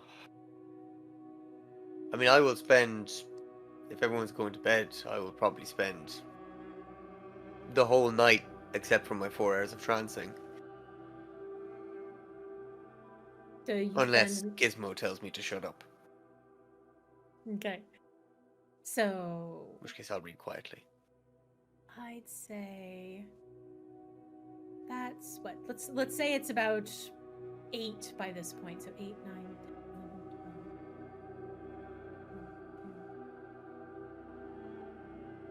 11, 12, 4. I'd say you get 8 hours of 8 more hours. in that book. Yeah. Excellent. And as you're kind of settling down, you're getting tired now at this point. You're like, okay, maybe I should probably trance soon. And you slowly start to kind of make yourself comfortable and put the book aside. You feel a sense of, Master, question. Go ahead. Designation Humphrey is unsure of own purpose. Who is Humphrey? Who was Humphrey? What is Humphrey?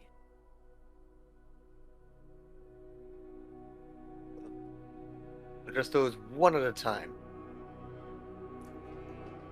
Your purpose? I mean, I don't really have a purpose. You exist. You're my friend. Do with that what you will, I suppose. For who was Humphrey?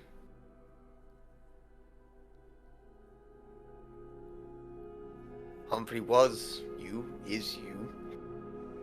You were damaged. Quite badly, I might add. You seemingly decided to extinguish yourself. I've rebuilt you, remade your casing, fixed you up as best as I could, looking spick and span. You get a warm feeling of safety. And you hear, Master, no, friend, looks directly up at you. You see the orangey colored eyes. I keep you safe.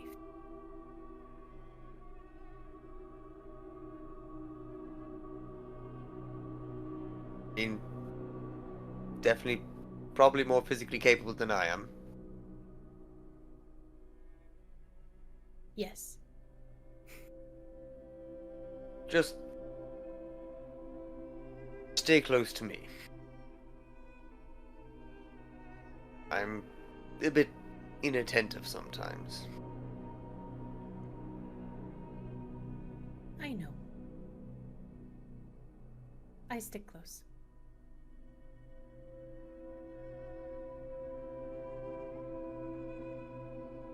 Continue reading the book. Okay. And with that, you all get a long rest. Morning comes. Birds sing, the sun rises on a brand new day. What would you all like to do? Excellent. What do we have to do? To go to the library and somewhere else? Miguel? Library, then Dixon, then Lock and Loaded. Don't we also have that? Don't we have to go and see the person that you did the job for in the airship? Caché? Yes, but we don't have to do that today. We can do that whenever, like, yeah. Yeah. So we can do that. We can absolutely do that in our downtime, but maybe we should take Revenant, who seems to be gone somewhere. Mm-hmm.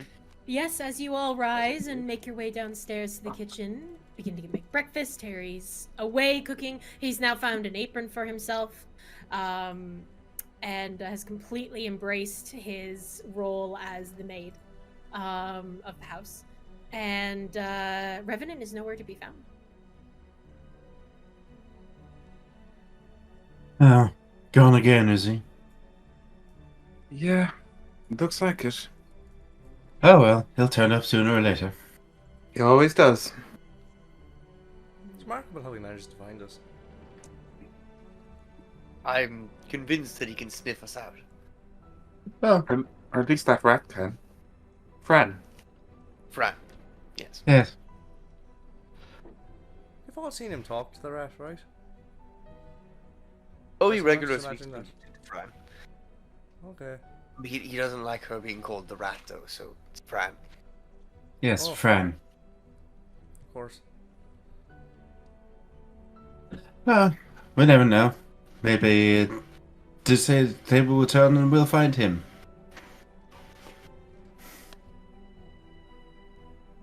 More than likely. In the library, or if he's in... Are we going to Dixon's office? Is that what we're doing? I think we should. Yes, we have a few questions. You need to speak to Leon. Perhaps. If he's still at the office. See if he has any idea of what was going on there a bit more than what we saw. Alright. Let's, Do we need breakfast? Anyone yeah. for breakfast? Terry has stuff here. There is breakfast, yes, I'll Thank you. breakfast. Yep. Breakfast is served. Coffee is brewed. The morning is yours. Where are you headed first? Library's closest. Mm-hmm. Okay. Library it is. And as the four of you begin to make your way through town, heading in the direction of Manira's halls of knowledge, we are going to pan away to a different part of the city, where, skulking in the shadows of the morning bustle, Revenant. Where is it that you would like to go first? I believe it was this Steam Ward where they ran into the group of kids. Steam Ward is what they, is where you would have, where they ran into the group of kids, Yep, then it will be the Steam Ward that I will be heading to. Okay. So heading out early, making your way through town. Are you walking, using one of the trolleys? I'd say Revenant would have walked, yeah, because he still doesn't trust their technology. That's very, very fair. So from Caché's house...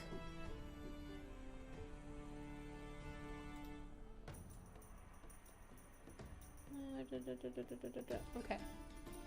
So it's gonna be about 2 hours of walking. Okay. It's a big old city. But even in the morning, like, you do slip past things pretty easily. You pass the market squares, through the Iron Ward, which is aloft with sounds of machinery and factories. It kind of smells a bit off-putting, kind of hot metal and earthy tones, but not in the way that you kind of enjoy, like being underground or stuff. This is very like being the earth is being changed, manipulated, and so it's a very odd kind of smell going through the Iron Ward. Heading into Midtown, it definitely gets more crowded, even being this early. That is the main center station, so a lot of people are coming in and out. You can see the big sky ships above you at the airport, Air Harbor Airport. But you make your way through Midtown and then cross the bridge over into the Steam Ward. So you are... Steam Ward is the largest ward in Manira. So where are we looking first? Well, I think I'd kind of stick to not exactly the main streets, some of the side streets, but I'd be looking down alleyways and anywhere that I think a group of street rats would be kind of lurking about. Perfect. Okay. Go ahead and make a perception check for me. And or investigation if you're really like digging around through places, or so it's up to you. Are you just kind of glancing through alleys, or are you actually like going down them and searching? I'd be going down alleys and stuff and checking for clues for them, so I will do investigation, which is a 23. 23 investigation. Okay. So one of the things that you notice right away with that roll is you see quite a few individuals that are potentially homeless, beggars on the sides of the road, kind of tucked in alleyways. But there is a very much a lack of seeing children. Those who are like orphaned or living on the street. In this particular ward, you actually are... yeah, there just seems to be a lack of that. There's adults. There doesn't seem to be any children. I'll let you roll a history check. See if you remember what Caché mentioned. What is my history? Oh God. So my history is +1. Yeah.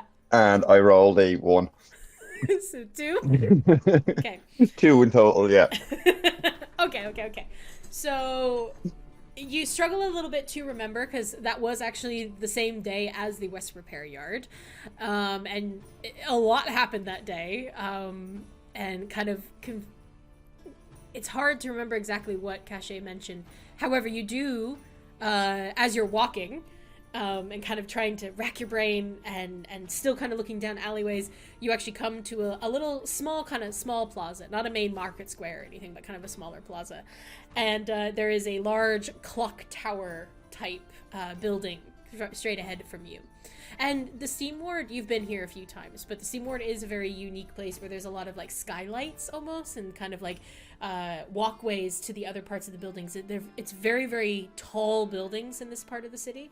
And they kind of loom over you a bit more than over in the Gem Ward, which is a little bit more spaced out. And but as you approach this small little plaza, you see that the where should be a clock face is actually blown out. As if someone set an explosion off. All right. Okay. And I'll give this one to you. Caché did mention that the clock face was, or that where they met the children first was where a clock face got blown out. And then they ran across the skylights. I am going to kind of loiter around the bottom of that clock tower Okay. with it. Like, I get a pouch and put a couple of coppers into it and have it like very visibly hanging off my belt. Okay. Okay. And then I'll just like, yeah, just hang around and wait for a little bit. Okay. Act look like I'm very distracted. Okay, so acting very distracted. This part of the city is very busy. The Steam Ward is kind of the middle class part of Manera. So people are up, they're moving, they're going to work, they're walking the streets, they're heading to the markets. It is a bustling part of town. And you do hear above you some kind of not so nice words as an individual's trying to fix part of their building that was exploded. But you spend how long do you spend here? I'll give it 30 minutes 30 floating around here. Okay, so you float around about 30 minutes or so. And passes. Nothing too out of the ordinary. But you do hear a little voice next to you. Revenant, what are we doing? Fran kind of perks up from your clothes. We are looking for the street rats that Caché mentioned. Not actual rats, but they're children. Visible confusion on her face. Huh. Well, I don't see them here. No, well, that's exactly the point, Fran. Nobody ever really sees children.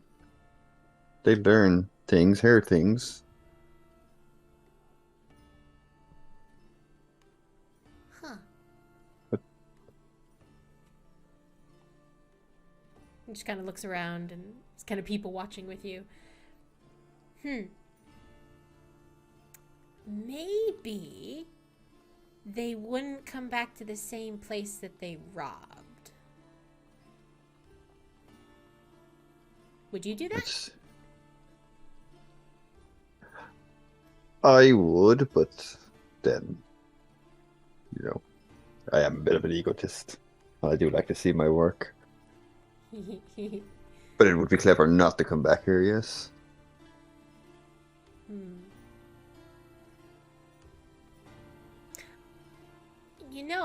We could always ask. And who would you ask, Fran? He just kind of looks around. Well, if they're anything like you, maybe they have pets. Just kind of looks around again. Yes. And is kind of like... What is odd with the investigation role that you do have, you actually haven't seen a lot of animals in this part of the ward. But you do see a few... I'd say birds would probably be the main one. You see like ravens and sparrows, but no cats or dogs, at least in this part of the city. I'll move off to one of the entrance to an alleyway, take out some bread and do a raven call. Ooh, all right. You don't even have to roll for it. That's a Kanku thing. So easily done. You do a raven call, and I'd say about 3 ravens begin to kind of circle above you. They kind of land down, kind of looking down, and one gets brave enough to kind of float down closer, and still kind of keeps their distance from you, but is looking kind of at the bread. I'll just say to it, hello, friend. We mean you no harm. We just have a few questions. Figure out a bird voice. Hang on 1 second. Just wondering how weird I should go.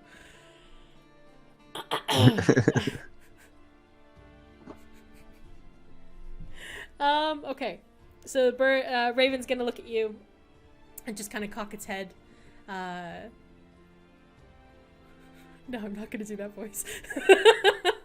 It's probably not gonna speak at the moment. It's probably gonna just look at you and kind of gingerly look out for a little bit of food first. I'll throw some food closer to some of the bread closer to it. Okay. It kind of jumps down right away and snatches it up. I will then cast Animal Friendship on it. All right. You do so. He kind of shudders a little bit and... Well, what do you want to know? There's children that who normally be in this area. Orphans, street kids. Ooh. Street kids. No. Not in the Steam Ward. Usually in the orphanages. Where is the orphanage? Kind of thinks... Bird. Nope. Kind of scratches his head with his foot. I don't know, but if you're looking for kids, try the South Cox. Yes. Down in the slums. Yeah, they don't really like kids running around in the Steam Ward, you know? Yes. Just two friends fly down as well, start eating some of the bread. I'll look at all three of them and go, oh, thank you. Just one more question. Okay. The entrance to the mines. Do you see a lot of people using them? Hole in the ground, people going underground.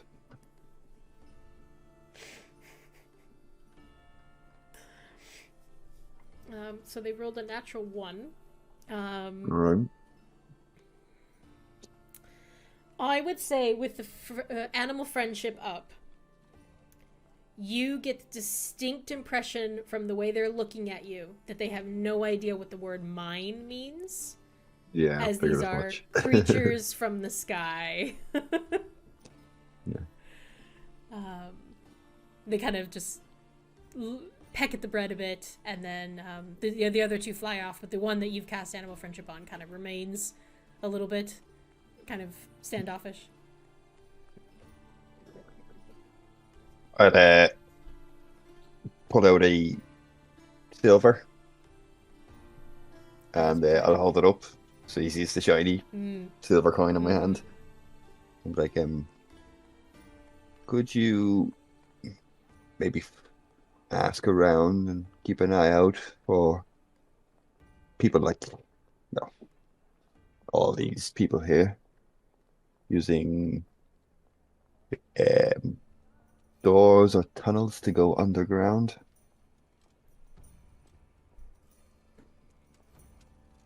Okay, so you're asking him to have a look around for people using tunnels or doors? Yep, just Cool. in overall, like not like right now, but like In general.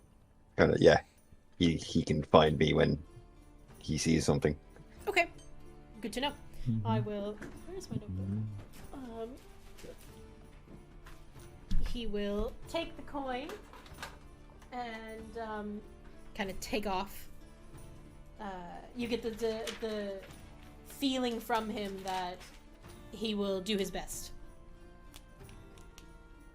So looking out for tunnels. Perfect. And he takes off with the coin, and flies away. I don't know what the raven's gonna do with a silver coin, but Well, ravens love shiny things. He does, But they so usually put them in their nest. I think he's so. gonna put it in his nest. Yeah. It was the only shiny thing I had. I gave all my other metal pieces away. That's right, you dumped them all over the floor, yeah. Yep. So yeah, he flies away. Fran kind of comes back out after hiding from the birds.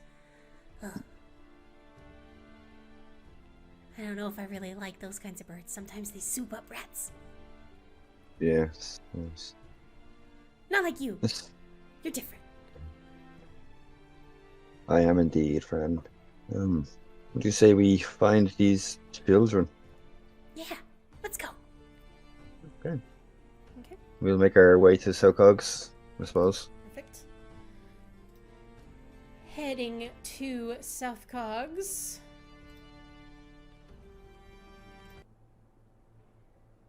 You're pretty near. By this point, after spending a few hours kind of looking over the Steam Ward and checking out putting the trap together almost to see if you could entice them, as you're walking through the Steam Ward, once again, it is odd. You don't see a lot of children running around, again, on their own, like the orphan kind of sides of like street urchins almost. And as you approach the southern part of the Steam Ward, where there is a noticeable difference, mainly because there is a wall around the South Cogs. It's almost as if the Manira is trying to kind of isolate and hide the South Cogs from the rest of the city.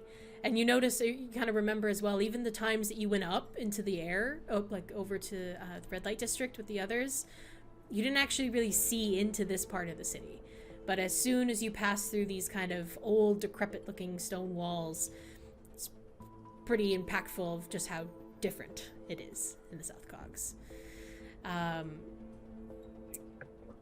As you get further past some of the large factories, you see kind of large, almost 4 to 5 story tall townhouses that are crumbling in. Dim light scattered throughout the place, fading in and out, artificial kind of lighting.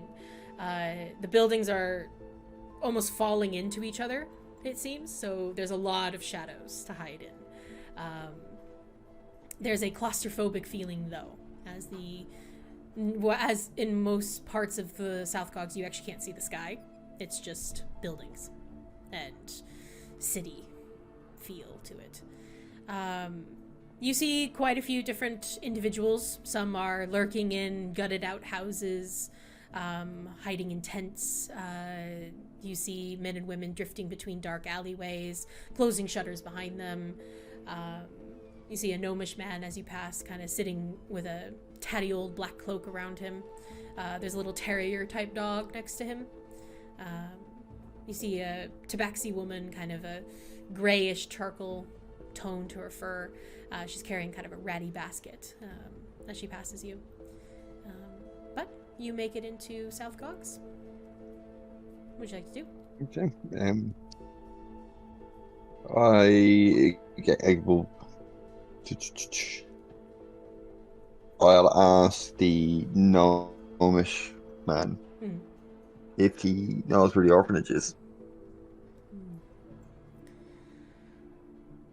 I know the orphanage. What do you want with there? I have a friend there.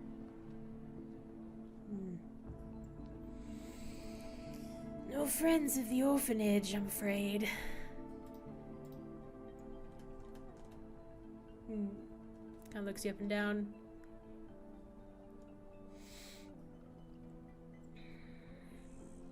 It's down that way.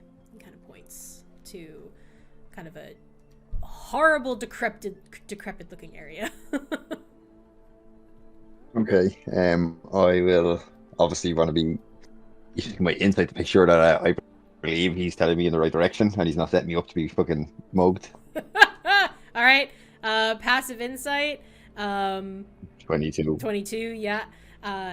He doesn't much care where he's sending you. He doesn't seem to be setting you up for anything, but he's not really answering to the fullest of his capacity. I will.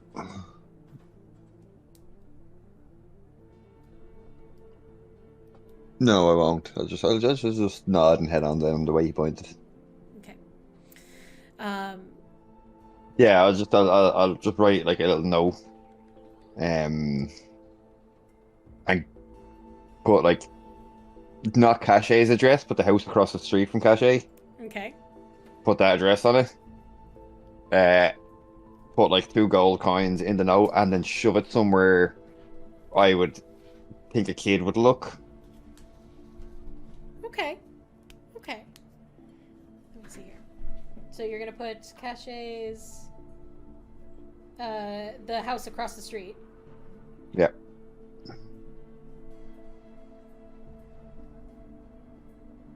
And you put 2 gold. Okay, let's see here. I'd say so. I'd say make an investigation check for me. I had advantage because this is the South Cogs. Investigation is 17 plus 5, 22. 22. Okay. So I'd say easily done. If you're going to kind of write, what language do you write this note in? I just put it in common. Okay. Common. Because I doubt they understand thieves can't. Okay. And what does your note entail? It's basically going to have the address across from Caché's, and it's going to say, if you're looking to make some easy coin, come to this address, wait outside, look for a bag. Look for a bag, okay. And basically, yeah, just kind of wait around until you find the bag. Wait for further instruction.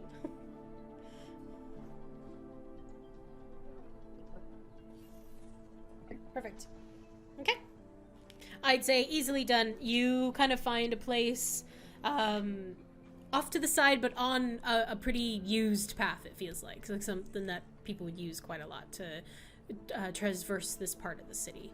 And I would say you almost kind of like find a loose stone almost. You can kind of take it out, leave it out a little bit, and then put it back. But it is at like kid level, I'd say. So a lot of adults wouldn't kind of really notice it very much. But you leave it there. Yep. Okay. Perfect. So that is there. And I will keep that in the background. And you also have Mr. Raven looking out for tunnels. Perfect. Lovely. Is there anything else you'd like to do or seek out in this part of the city? The cogs, not really. I don't see there being much of interest to me down here. Okay. It is definitely the slums, and it Yes. reminds you a lot of parts of Austro-Acadia. However, one thing you do notice is that the South Cogs is actually much smaller than the slums in Austro-Acadia. Still not well taken care of, but definitely a smaller section of the city. And I will leave you there for a moment, Revenant, as we fade back across the city to the rest of the party as they approach the Halls of Knowledge. Lexicon. Perfect.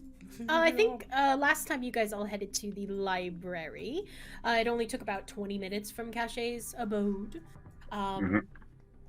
So you all make your way inside. Now, Al, Gizmo, and Caché, you have all been to the library before. You're quite familiar with it. However, Fenris, you find yourself stopping in your tracks as you first come in. First of all, the front door is a constantly swirling and moving circular rotating door, which is just a little bit disconcerting. You don't know if it's going to chop you in half as you try to get through. Secondly, as you come inside to the massive foyer of this library, you see that on the top ceiling part has been painted in murals of ancient worlds past. You see depictions of the different ages of Enethær, great battles during the Age of Giants. You see the skies burning with fire. You see gods battling wild nature spirits. It is quite impressive. It's about 50 feet up in the air. But Al, as you make your way and kind of lead the way into this place, you do see Rixion once more at the lovely historian from before, who gave you the tour of the place. His auburn hair, again, kind of shifted to one side, shaved on the other, kind of has a bright smile as he sees you approach. You all approach.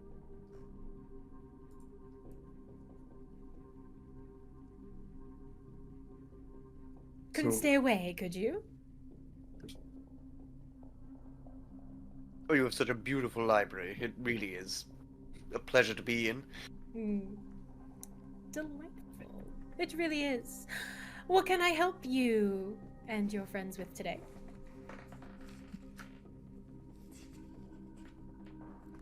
Please go ahead. I think I have a bit of a list.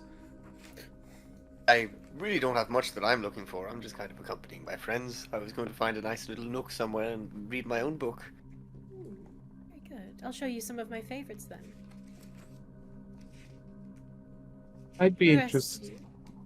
I'd be interested in anything you have on the Dream Realm.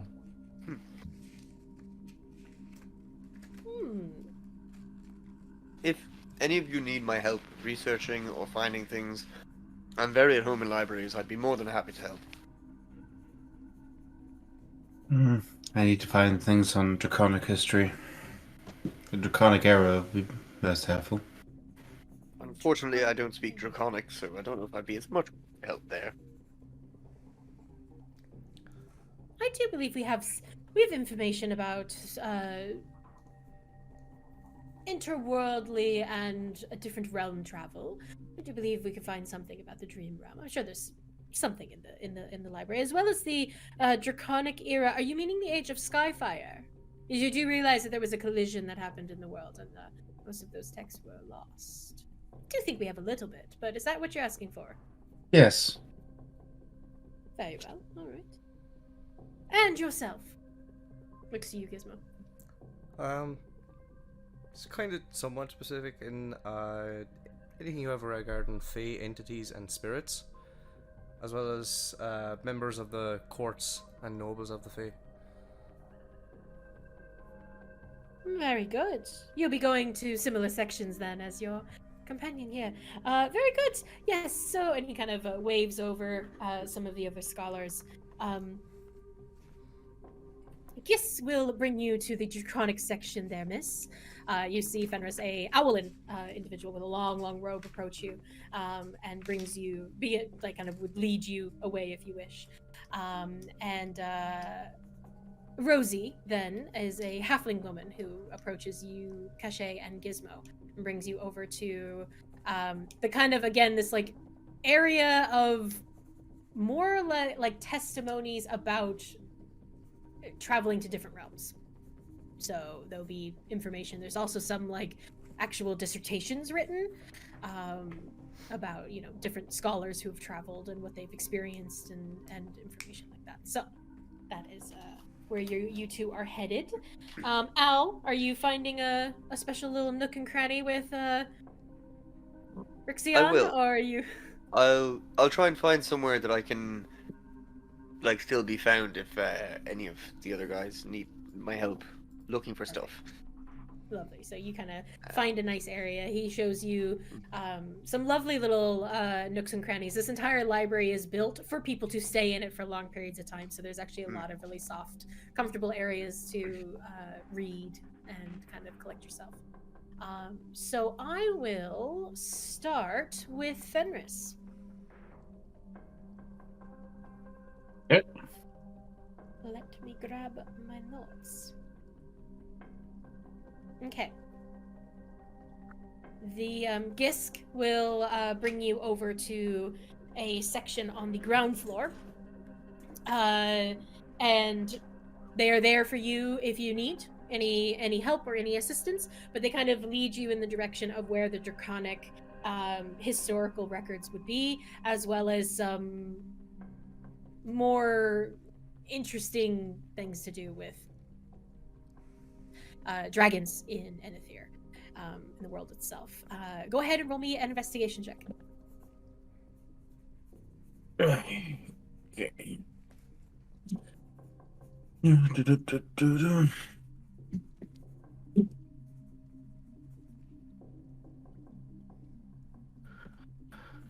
Investigation 6. 15. 15. Okay. Takes you maybe a little bit longer than you were hoping, because Draconic, while it is a language you understand and you know, it is still new. So really pulling apart and trying to understand the titles of these books. It takes a little bit longer. So you spend maybe an hour until you find an interesting book that's called The Ancient Dragons of Erengard. And you kind of pull it open and you see that it's been a research dissertation by a professor who retired from his post in the Institute of Esharth and is currently teaching history of magic in the Academy of Unseen Arts. I see. So what I'll do here is I have a load to read to you, but instead of just reading it to you, I thought, and having you scribble everything down really aggressively, I will just show you. Yep. So if you pop down to the Ancient Dragons of Erengard, you should see it there. I apologize in advance. There are going to be spelling errors because dyslexia. But you find in the preface of this dissertation information about the Age of Skyfire. Much of what is known about the Age of Skyfire has indeed been lost following the collision of the planes. However, small fragments of the ancient civilization of dragons and mortals do survive, forever carved into the sacred sites of the Silra Atel, which are the ancient society of druids. You would know these, recognize the name. Years before the remaking of the world, before the gods purged the land of false primal spirits, the 5 lands belonged to the Astralar people and the dragons. 9 astral dragons once called Enethær their home, teaching mortals how to wield draconic arcane. Lifetimes passed as wizards and sorcerers alike began exploring the limits of their newfound arcane. Great feats of magic were sown over generations and technology and brought about a whole new way of life for the Astralar people. Bound to their dragons, incredible cities were built across the lands. Nations lived in peace and prosperity.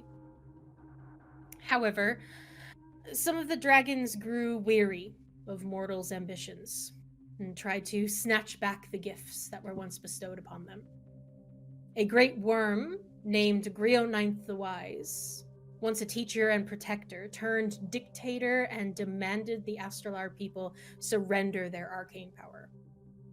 He used his generals to sow fear across the 5 lands, and the kingdom soon divided.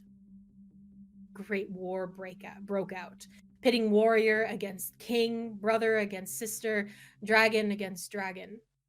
The skies burned. After countless sieges and defeats, finally victory was achieved against Grio IX and his general tyrants. The great worm Tiamat, the many-scaled queen, and her followers managed to liberate the people from the oppressive forces of Grio IX and his 3 generals, and slayed him on the fields of Nuras, outside the city of Nal Ashari.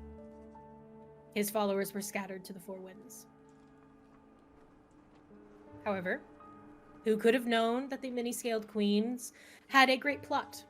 As she claimed the seat of power from Grio IX, she plunged the world into chaos under her reign of terror. It is the humble opinion of this author that the great mistrust was bred from this act during the this bred the great mistrust for dragons within the world.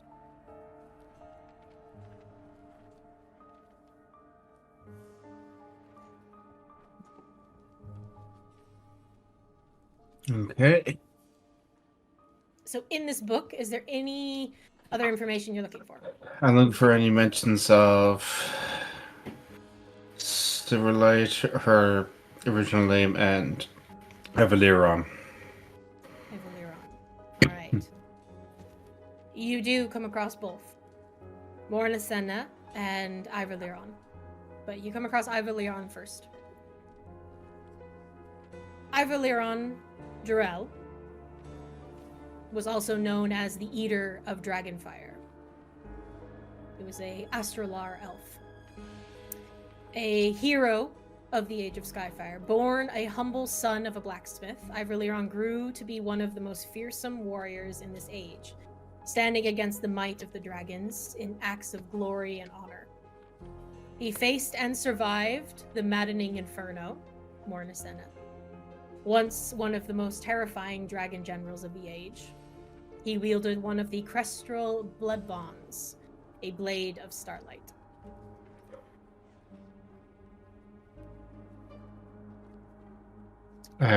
Say again, sorry? A crystal blood bond? A Crestral.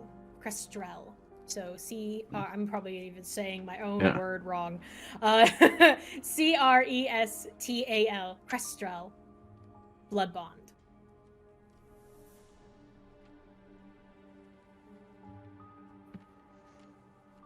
You also come across, very similar to Ivaliron, you come across another name of Kelres, Lunar Fate, also known as the Mage Hunter, who's also known as an Astralar elf. Rider of Sulvrak, the Deceiver, one of the generals of Tiamat. She was a terrifying hex warrior of the Age of Skyfire. She wielded the blade Spellbreaker, a sword that had the ability to stop magic in its tracks, and a slayer of sorcerers without mercy.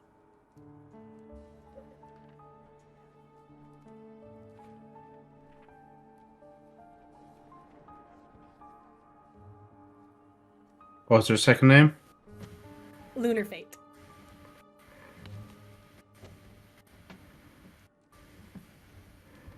The Mage Hunter. Yeah.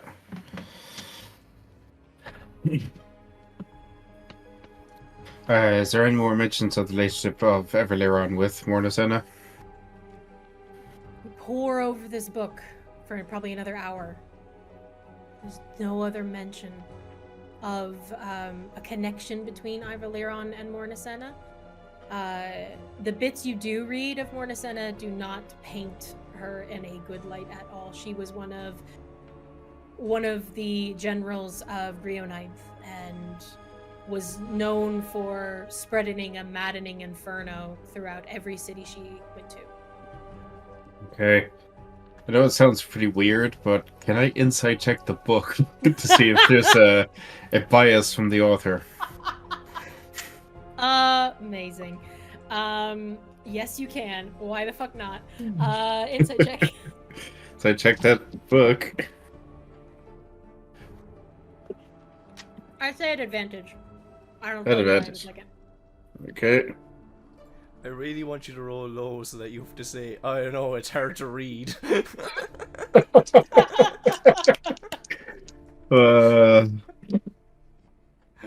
I use my flash keys to subtract 5. Can I give her disadvantage? Hey, you have fate. You have the fate, Turner. That's true.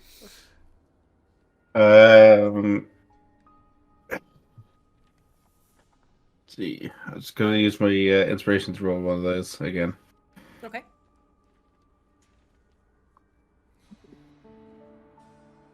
Okay, that's much better. Insight. 25. 25. Wow. Okay.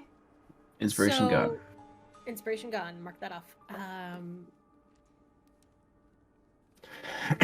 So while you're reading this book, again, it's very hard to wrap your head around. Like it's taking a bit longer than you want to really wrap your head around the draconic side of things, because it is a new language to you. While you do have it and you can understand it, it's hard to get a tone of voice. However, Yeah.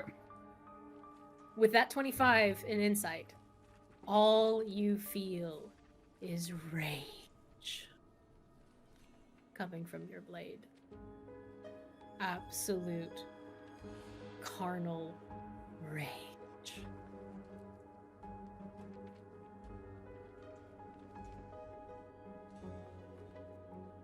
I'll look around to see if there's anyone nearby. Oh, I mean, there's quite a few people.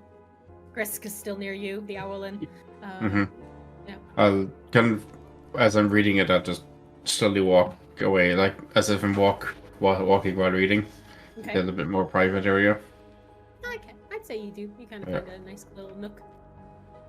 I'll half draw Silverlight and lean in.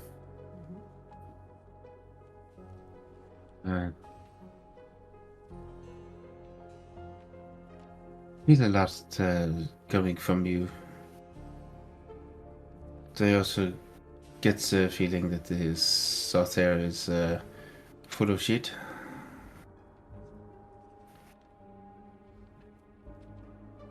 You feel a heavy exhale. Lies. Prefer my term. Is there any way we can get an unbiased opinion?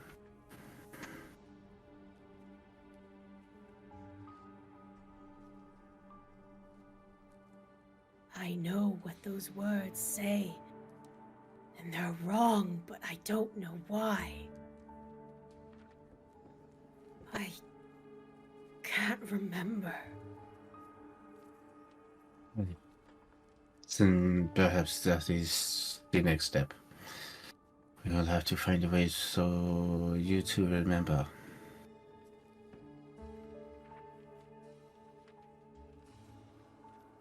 I'll say, you holding the book?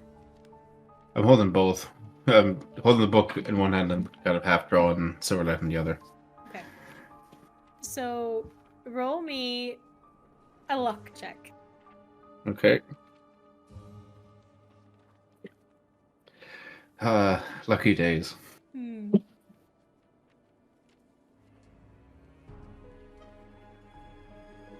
No modifiers? No modifiers. 2. 2.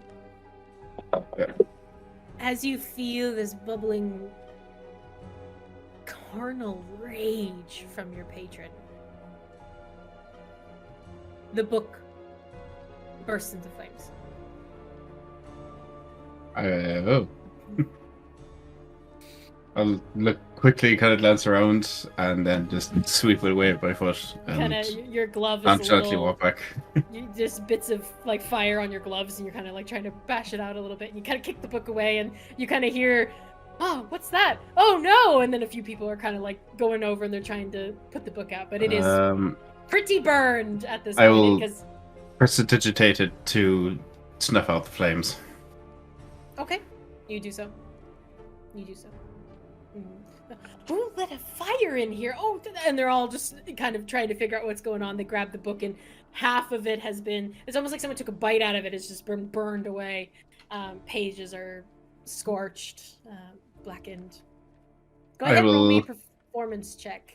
Okay, because I'm going to quickly grab another book, open it to a random page, and just act like that was the one I was holding. Exactly, so give me a performance check. Oh, what performance? Dirty 20. Dirty 20. Okay. So you kind of use that to your advantage as people are kind of running over to try to put the book out, and you immediately grab another one. And you start reading absolute boring rendition of like the first few firearms that were ever made, and it is like watching paint dry. I'm just reading up on artillery. That sounds amazing. Caché suddenly right there with you. Yeah. Oh, that's a great book. No, you see the rest of it is So like the ethics and morality of the use of the first firearms. Okay. She burns that one. Prejudice to say this on fire myself. I will kind of continue reading it. It's like I'll skim through to see if there are Pictures? No pictures. Well, yes, actually pictures, diagrams of actually how firearms work. Oh, okay. I'd say definitely. It's a thick book though, so you can And the person who wrote is quite pretentious about themselves. But yeah, you can definitely get some. Can I look at who the author is? Sure. Their name is Greg. Visage.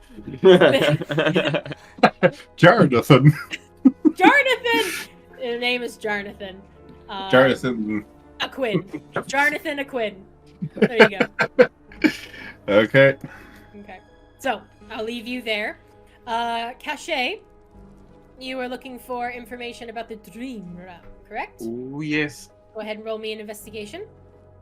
Let's do it. My Come on, dream realm investigation. mythology up. 15. 15. Okay. So you do find a few different tales, books, dissertations about the like journeying to the plains of dreams. But what's really interesting is that you don't actually find any accounts of physically journeying to the dream realm. And you can actually see that a lot of these pieces of work are treated almost as if, like, what's the word? Like, kind of new agey, like in our world, Yeah. kind of new age, kind of some people kind of look down on it because it is all in the mind. When you are journeying to the plane of dreams is because you were dreaming. So that is how you journey to it. So you do find a bit of information about San May's, do you believe, what was her place called? Hang on one second. Let me pull that up. She was a part of the... I wish I could remember off the top of my head. Sorry, everybody, give me one moment.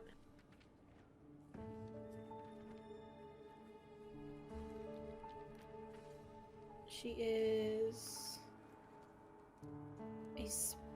the Keepers of Arcana. So you learn a little bit more about them at that. San May is a speaker for them. They are quite a nomadic kind of group that don't have a lot. There's no text from them, but there's mention of them, of like traveling to get more knowledge on how to access the dream realm in a safe way, because a lot of these texts you do find a lot of them aren't finished. It's almost as if the individual who was writing them simply stopped in the middle of it. Maybe they went there and thought it was so great they stayed? Sure. Yeah. That's one way of putting it, yeah. Uh-huh. It totally didn't drive them mad.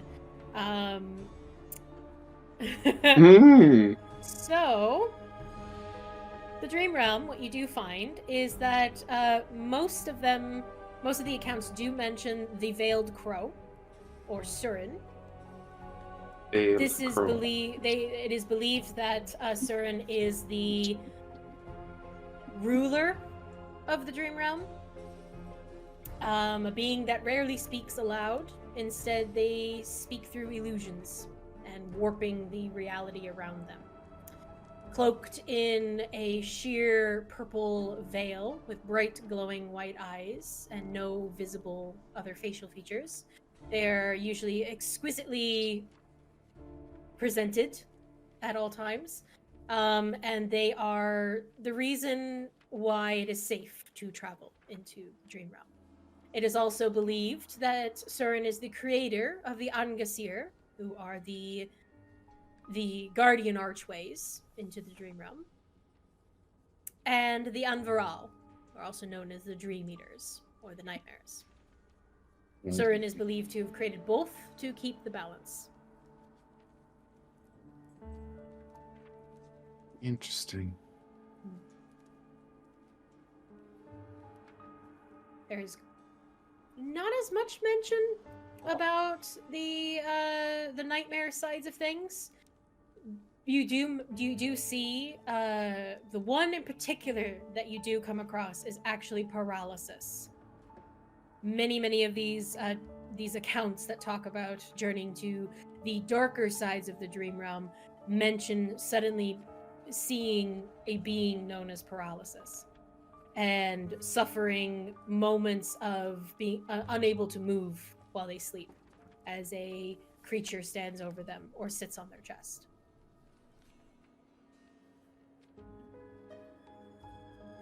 Interesting. And it has been nicknamed paralysis. So we've got the Hound, Avarice, and Paralysis at the moment as the known nightmares.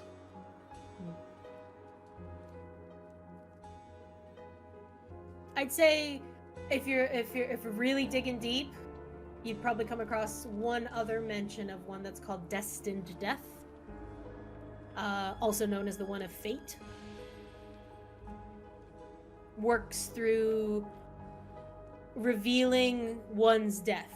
So again, this goes into the idea of this kind of new age connection with oneself that a lot of people just kind of push off because they think, no one wants to, we're not going to be dealing with that kind of thing.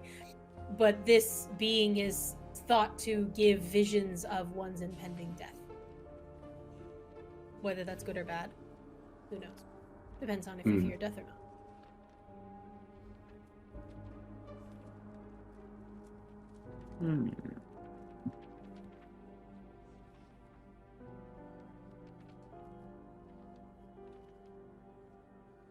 Okay.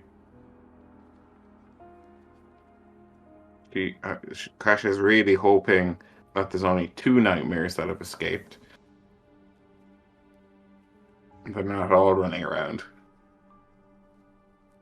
Pretty fucking scary. Mm-hmm. At least one seems to be okay with me at the moment. Maybe. No. Hard to say, Caché. But I will leave you there for a moment, as we pan back over to the other part of the city, following Revenant. So, where would you like to go next? I would like to go to... Did I get the information? I don't think I actually asked about the bank. I remember last game you asked about the Conclave of Industry, and I think Caché then mentioned information about the Voice of Manira and the Mistress of Coin. But Okay. I don't think I remember you actually asking physically where they were. No. So, but you do know they're in the Steam Ward. So, Okay. probably ask them. It's up to you.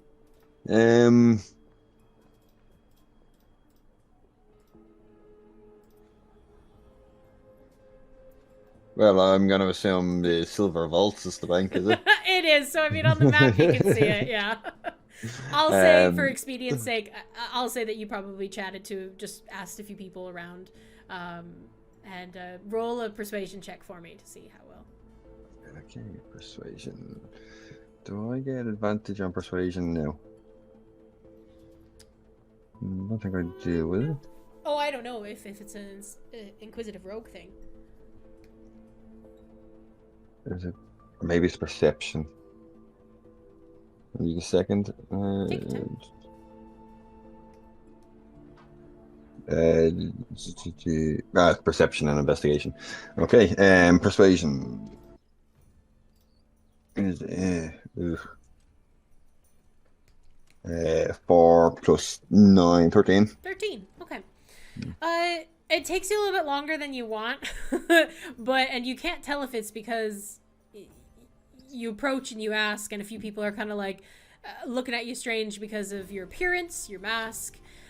Just a plague doctor masked individual just walks up to someone and starts talking. But about the third person in, a sweet little like halfling woman, very old, like just wrinkly, where her hair is pulled up to a bun. She's like, "Yes, dearie, it's over there," and just points kind of in the direction, gives you a bit of clues to head forward through. You're basically going to the opposite end of the Steam Ward, where the South Cogs, opposite of the South Cogs, up into a large square, actually.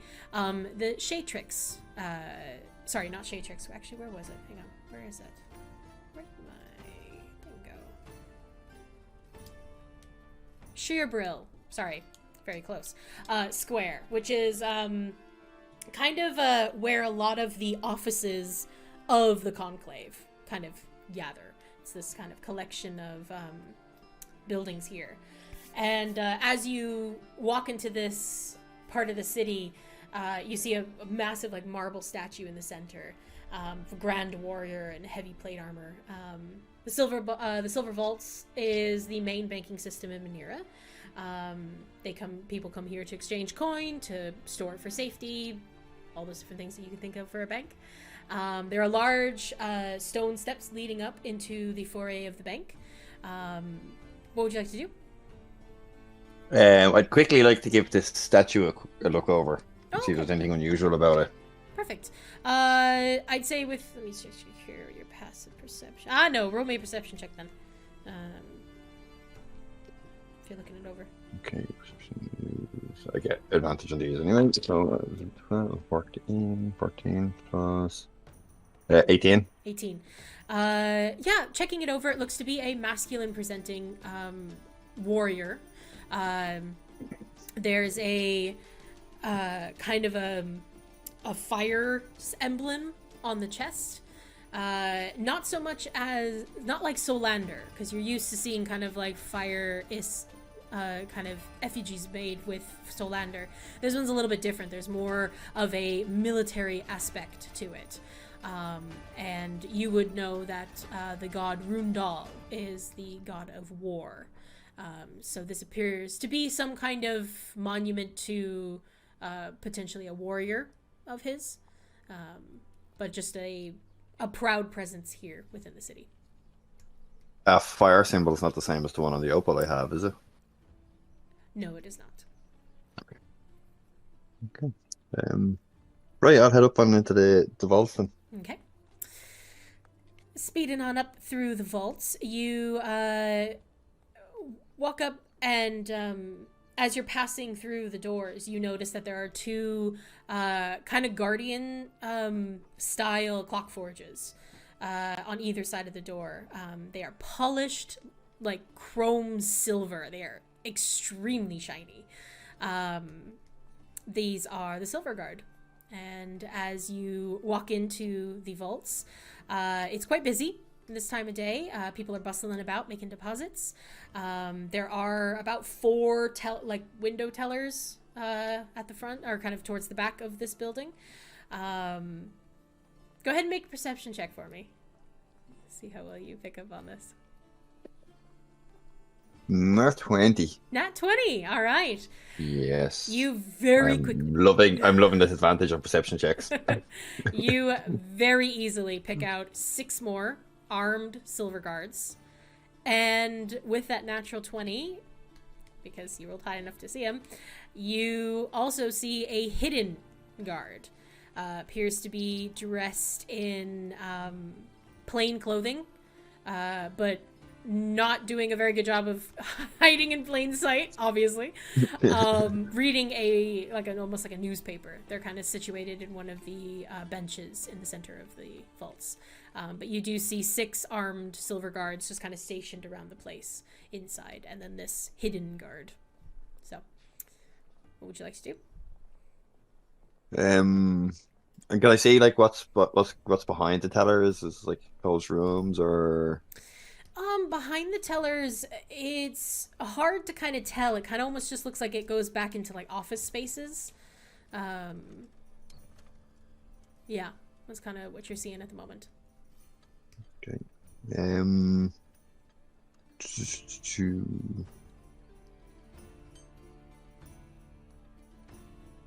Yeah, fuck it. I'm gonna activate my ring of invisibility. Okay. Just sneak into a corner, slip it on, and then I'm gonna go behind the tellers and down that office space area. Okay. All right.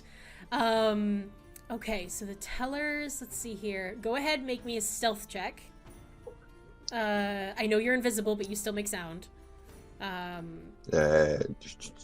19. 19? Okay, so you ever so carefully are able to sneak over kind of like a half wall almost, where like a section of the countertop would open and people could walk in and out.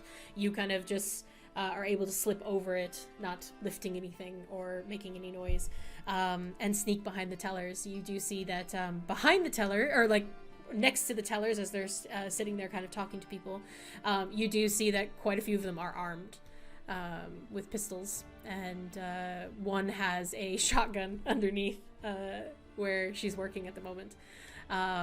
They seem to just be very heavily guarded here. But you can make your way back towards the offices. Yeah, worked down through the offices looking for either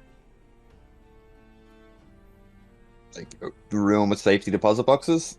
Okay. Or the like kind of like manager office. Whichever one I can come across first, like. Whichever one you come across first. Okay, I'll roll for it. Okay.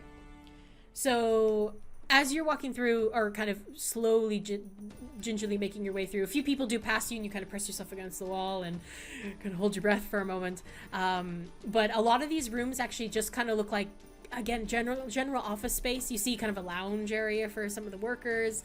And as you continue further down, it actually starts to go down into like underground almost. And Okay. not very far, but just a few, kind of like a few steps down, you come into kind of more of an underground space. And I'd say you come across kind of more of a management office first. Okay. I'll have a quick peek inside, see if there's anyone in there. Okay. Nope, there is no one in there. Cool. I'll go in and I'll have a quick route around through like the desk. Okay, yeah. Investigation check there for me.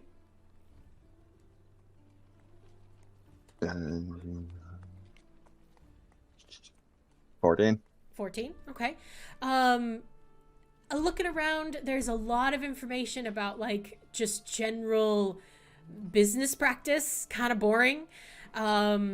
More or less just making sure that you've got schedules for the workers, the Silver Guard themselves.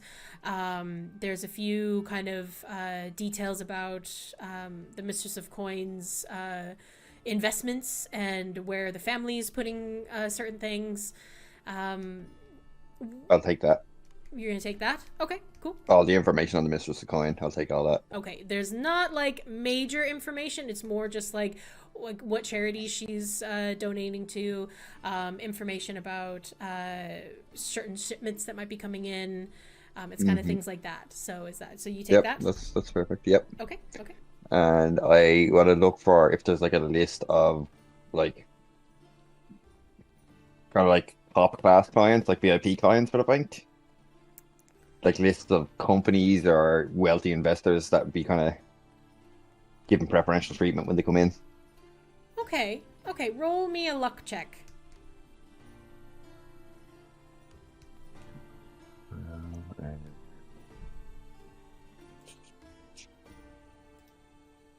Look. Look isn't actually a skill. No, So it's it's 12. Is it 12? Yeah, 12. Okay. Yeah. All right, let me grab here.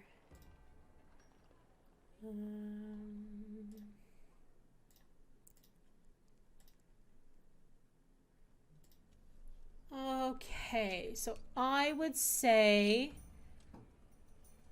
you learn of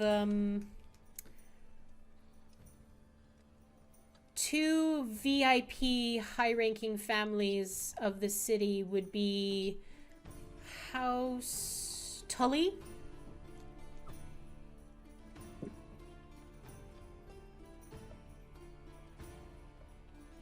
Let's see here.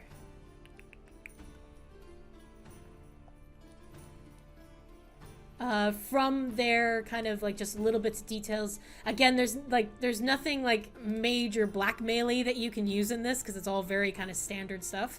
But what you do learn is that this particular family they tend to be inventors and artisans, and they're also the head of art, which is the guild here in the city. The other one, I'll say you learn of House Bernhardt, which are the head of the True Foundation, which are the architects of the city. With that luck roll, those are the only two that you find. Okay. House Tully seems to be a little bit higher ranking than Bernhardt, just so you know. Bernhardt were the what again? They are the head of the True Foundation. Those are the architect guild of the city. Okay. I will take the files that are there on them. Okay. And then I will just drop a nightingale onto the manager's desk. Nice. And then I will leave the bank. So you have files on Tully and you have files on Bernhardt. Perfect. It's just banking. Lovely. And you leave a nightingale. Leave a nightingale. Nice. Anywhere in particular you're leaving it, or is it just straight on the desk? Right in the center of their desk. Right in the center of the desk. Lovely. All right. So that it's visible as soon as the manager walks in, they'll see it and they'll be like, what the fuck is that? Okay. Very good. All right. You successfully leave your Nightingale, and make another stealth check for me as you head to leave, or head to go. Well, I rolled a 14 and plus 13, so 27. 27. Easily done. Same path you came in on. You make it back to the kind of area where the tellers are. Slip over the countertop once again. Kind of have to stop and move as one of the other kind of like guards comes over, opens the countertop and goes inside, closes it behind him, and then you make your way outside. I would say that whole thing probably took you about 30 minutes, just so you know, because I know your ring has a time limit there. Yeah, an hour, I think. I think it's an hour, so you kind of have to... Yeah, go ahead. How long to get to the constabulary? Probably about 15 minutes or so. If you walk. Cool. I will sprint to the constabulary. You're gonna sprint to the constabulary. All right, fair enough. I get there as fast as possible. Okay. All right. Okay, perfect. While you are heading towards the constabulary, we drop back to the library and return to Gizmo. Similar section. You watch Caché kind of collect herself with a bunch of different scrolls and paperwork all around her. And you are directed to, if I remember correctly, I wrote it down. You're looking for the noble courts and fey entities. Yeah, so kind of with the entities, anything referring to the fox spirits, especially the ones that you're not meant to say aloud, the Gizmo. And then with the courts, I'm looking for any mention of the name Silverhorn, Night Song, the Carrion King, and if that relates in any way to the Unseelie Court, and any mentions of the Queen of Air and Darkness. Okay. And the Carrion. Or the Carrion King. Is it Carrion King or Carrion Prince? Sorry, I think it's Carrion. Carrion King. Yeah. Perfect.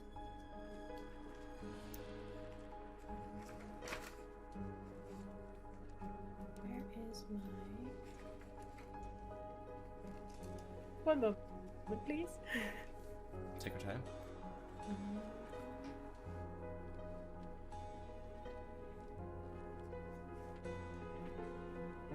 Oh, I'd also, as well, for like during this period of that I'm researching, like to cast enhance ability on myself. It lasts for an hour, so if it goes on for multiple sessions, I'll cast it on myself multiple times. Cassidy. Perfect. Okay.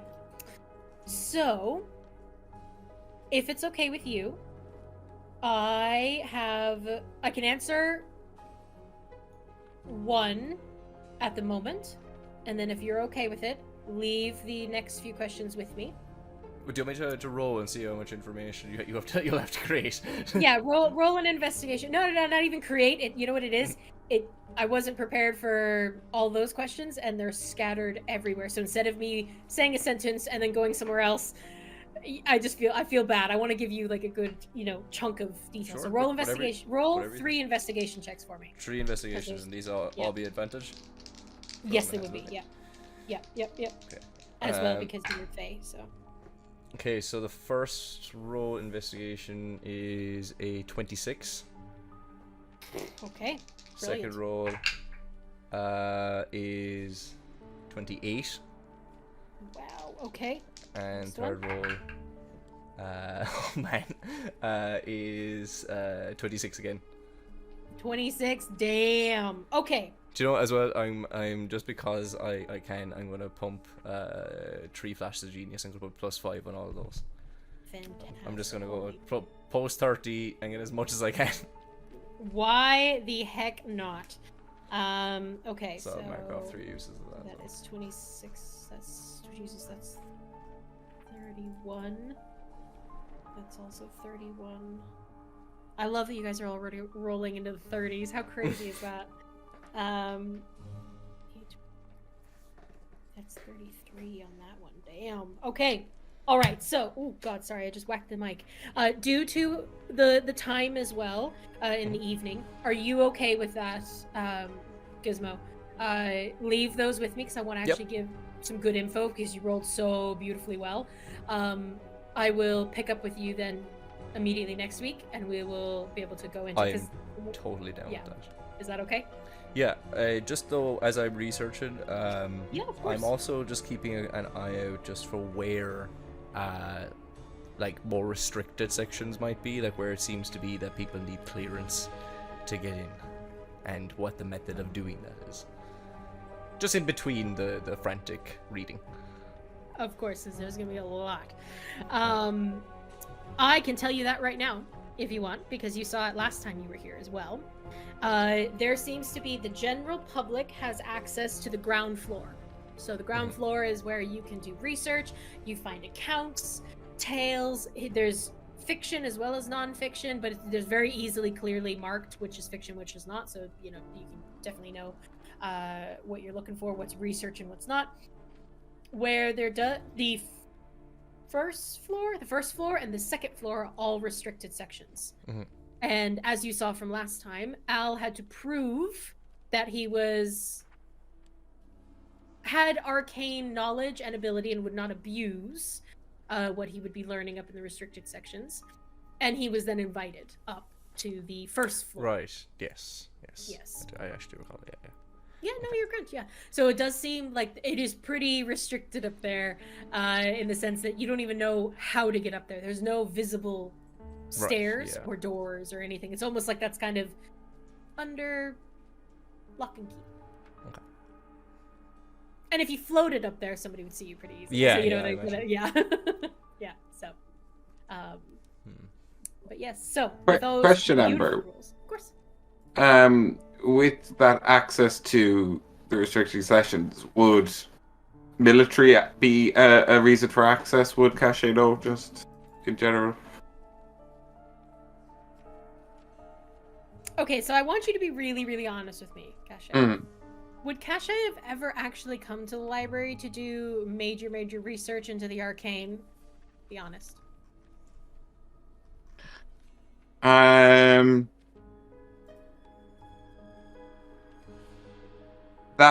That would depend on whether you think my former mentor would have sent me in there as kind of an assignment.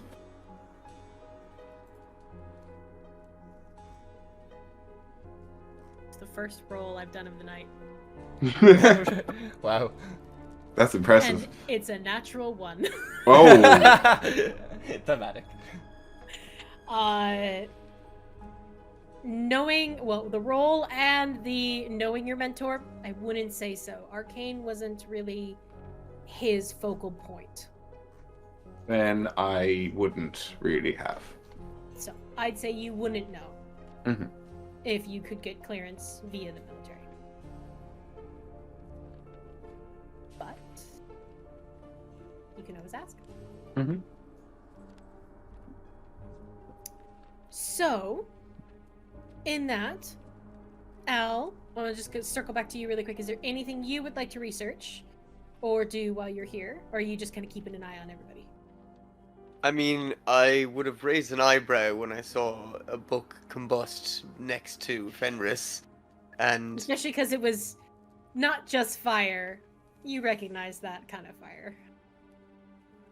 Piss someone off fire. Astral fire, yeah.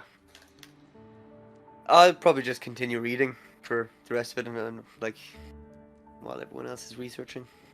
Time Weaver's Codex? And another 4 hours then. Nice. All right. And with that, I am getting a little whiplash jumping all around the city. But pulling away from the library once more, we hone in on the currently invisible Revenant racing through the city. Awesome. I'm gonna do. I'm going straight in, and I'm gonna try and get into Inspector Benny's office. Okay. So let's see here. Do you see the photo there? No. No, I've no Hang tokens. on, So hang on. Yoink. okay, There you awesome. You get an idea of what it looks like. So, Genesee Fortress is one of the... It's like...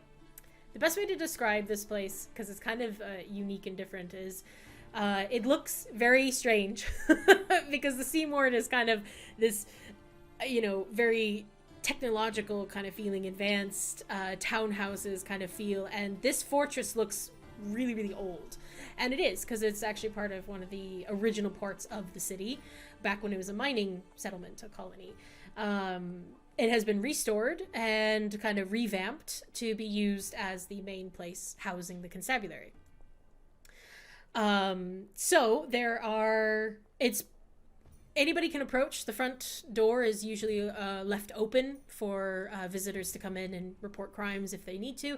But as you do approach, it's kind of a looming structure in front of you, quite grand in its way. You can see the symbols of Manira carved into the stone. So how are you heading in? Into the front door. Into the front door? Okay. So, yep. Yeah, brilliant. You head on inside. You do see 2 peacekeepers on either side of the door, and a few constabularies, can never say that word, constables, are kind of moving in and out, but you are invisible, so they do not see you. The front foyer, as you come in, the main lobby, is massive. It's almost like this used to be like it almost looks kind of like a feast hall kind of size. So it's very open space. But you do see at the back 2 large staircases that are leading up on either side. In the center is a large kind of information desk, it looks like. There's a few people, kind of constables that are sitting there or standing talking to people. On either side then leads into different offices or waiting rooms. It is a massive fort. So where would you like to go? Where are you heading first? Upstairs, downstairs? A quick glance at the information table to see if there's any kind of like a map Like a or map? or like something. I wish there would be, but no, they don't really want people to know where people work. Yeah. So, Yeah. but what it looks like as you look forward, like straight on, there looks like there's like different rooms kind of back beyond the information desk. And then like those 2 staircases leading up. So. Yeah, I'll head down that way because I'm assuming someone like Inspector Vinny would have an office on a higher level. Okay. So you're heading straight for the staircase. Yep. Looking at the rooms as I'm going past though to see if there's names on the doors around. Yeah. Go ahead and roll me another luck check. Just curious. Evens. It's a 4. A 4 evens. Yeah. All right. As you make a stealth check for me as well. Sorry, I should ask that too, since you're still invisible. Right, 11 plus 13, 24. Brilliant. Okay. As you're making your way upstairs, one of the things you do notice is you're heading upstairs, but your eyes are they glance down the hallway that is on the first floor here, or the ground floor. Sorry, on the ground floor, and you just make out a familiar figure in one of the rooms. You recognize immediately the kind of ashen hair, short cut around her face of Inspector Vinny. Seems to be downstairs in one of the rooms at the moment. Kind of walks by one of the doors and then walks back again, and you can kind of see further in there seems to be kind of a lineup of constables, as if they're getting some kind of talking to. Okay. So you see her downstairs. Excellent. So I'm going to assume that's not her office. Probably a briefing room. Hard to know. But if I can see in, does it look like it's an office, or does it look like it's kind of like a meeting room? From the angle, If there's a line of people. Yeah, from the angle you can kind of see. It's hard to tell, but it does look like quite a large space. Doesn't quite look like an office, but again, you only get like kind of one little window, but you can just see, kind of a few lines of constables inside, and a few of them kind of have their heads down, and I'll continue on upstairs. So Okay, so you continue on upstairs. Upstairs, there are quite a few offices, about 1, 2, 3, 4, 5, 6, 7 offices. But go ahead and roll me a perception check.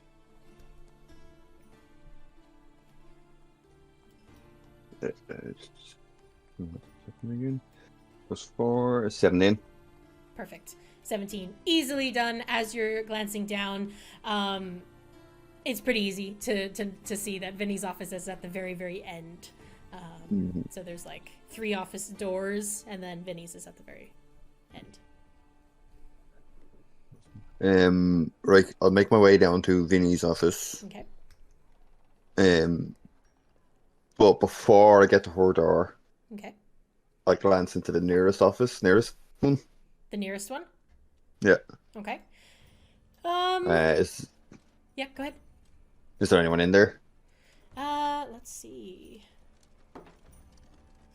God, you are lucky.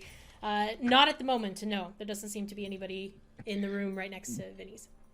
Cool. I'm gonna go in there and search for a weapon, a gun.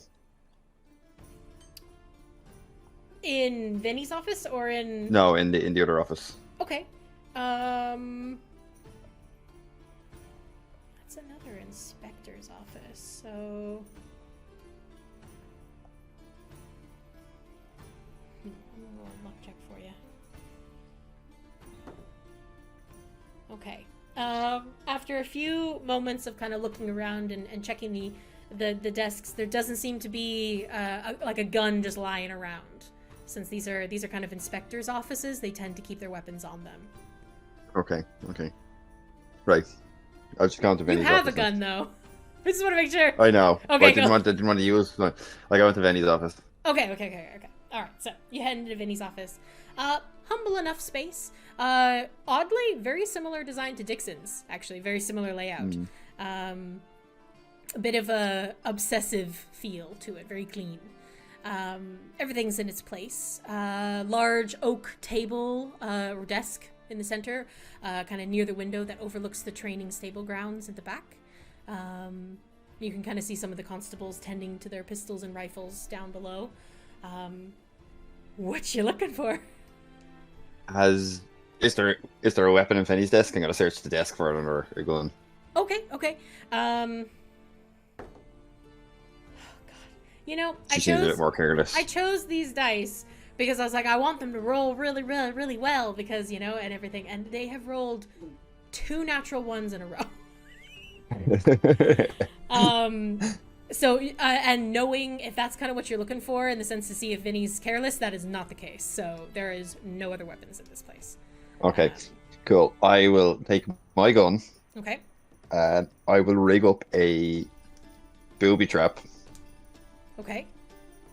So I was like with like almost like a pulley, so that when Vinny sits on her chair, the gun will fire from under the desk. Okay. But I want to make sure the gun is not loaded. I gotta take everything out of it, so it's just kind of. Okay, so you're rigging up a trap. You're making sure all the bullets are taken out of the gun. Yep. Okay. I'd say roll me a thieves' tools check. I know it's not technically thieves' tools, but I kind of feel like it's the premise of setting up a trap. Cool. 16 plus proficiency, yeah. Proficiency, yeah. Dirty 20. Dirty 20. Okay. I'd say easily done. You spend, I'd say, a good 7 to 8 minutes setting this up. Cool. Rigging up a trap. So you're having it so that when she's, I'm just making sure, so when she sits down at the desk, it fires but there's no bullets. There'll be no bullets in it, no. Perfect. Okay. Then as soon as I have that rigged up, I am gonna go and hide in the corner and wait for Inspector Vinny. Okay. One thing you do notice while you were rigging that up is that there does appear to be 3 case files on top of her desk. Okay. I'll have a quick look at them before I hide in the corner. Okay. Oh, sorry. I don't know, my voice just got all crackly. Give me one moment. Oh. Okay. So, you see first file on the top of the desk appears to be kind of detailing a disturbance in the Iron Ward. An altercation transpired the previous night, which appears to be actually just a few hours before they all found you at the West Repair Yard. At the Smokestack Tavern. It seems like two individuals, a male bugbear and a female dwarf, got into a dispute over a shipping issue. You can see that there's a little bit of annoyance as she's writing this report because it just seems so like ridiculous to her, but it's just a shipping issue of something to do with the factories, and the female dwarf struck first by slapping the bugbear with a tankard. And this altercation then continued with the entire tavern getting involved, and the dwarf having to be pried off the bugbear in the end. No one besides them were seriously injured, but it does look like the two individuals who were involved were brought in to the fort and left in the cells for the night to cool off. So that's the first kind of essence that you get from Vinny in the first file. There are two others, though. Yeah, I'll look at the other ones. Look at the other ones? Okay. The second one is probably a little bit more of interest, as it sparks kind of, as you're looking through it. It is a list of missing persons. The file is full of clippings from the newspapers, from notice board trimmings, reports of people just disappearing. You have, the first one is Keela, which is a female elf that seems to be a retired air technician. From the military, was currently working in the forges in the Iron Ward, has been missing for 12 weeks. You come across a Kalishtar male who was a retired cadet, actually. Was on shore leave from the Templar ship. The crew reported him missing, and he's been missing for 8 weeks. You come across fourth kind of clipping or information about missing people as a tiefling male, Mess, who was a retired air technician, very similar to the first, left the military to pursue building a family, moved outside of the city, but was still aiding in training some of the new recruits, and he's been missing for 3 weeks. And the last, you recognize immediately as Lieutenant Arrow, active member of the military. Came under scrutiny recently for becoming too outspoken. And as you're reading this, these are Vinny's words. These are personal notes that she's making on each of these individuals. Vinny then writes that Lieutenant Arrow had often been an undercover agent during the war. And this raised questions for her. And potentially what he might know. Mm-hmm. She writes then at the very bottom, last seen in Carnival Row. Okay, I will take all that information down. Okay, you do so. I'll put the file back and I'll glance at the last one. Okay. Glancing at the last one, you see on the front, nightingales.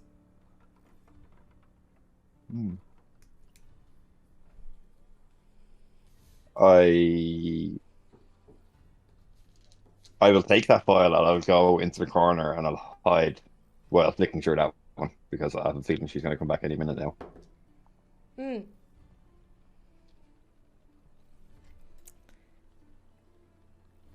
see here. What's your AC? 16. Okay. I'd say that hits you.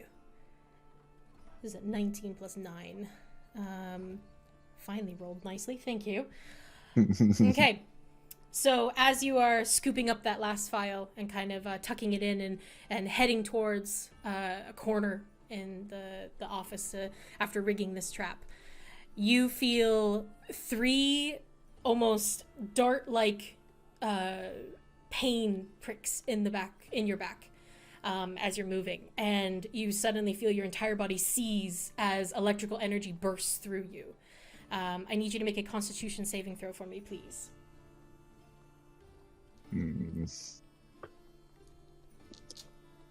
17, 19. 19. Okay. You just make it as you take Oh, fuck. 6 points of lightning damage and are disorientated at the moment. You feel... Let's see here. What does she have? Well, actually, you can see her now. She is no longer invisible.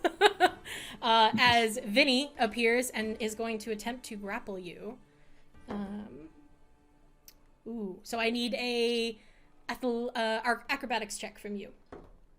Oh, I'm good at these. You are good at those. Well, not that good. It's a 15 total. A 15 total. Okay. Mm-hmm. She rolled an athletics. She's a bit beefy, so let's see here. Where is her athletics? +4. What did you roll? 15. 15 total? Yeah. Okay. She got a 16, so she's just above you.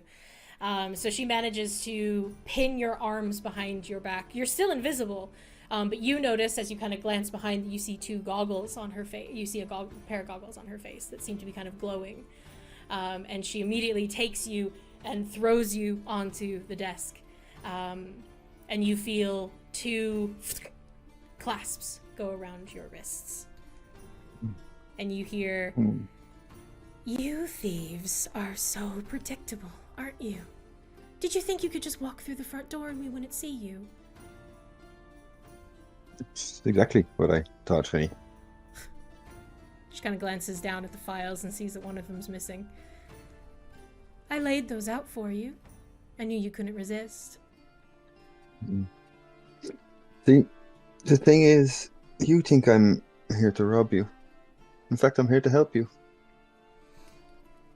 Revenant, you're feeling really sleepy all of a sudden as those shackles start to glow.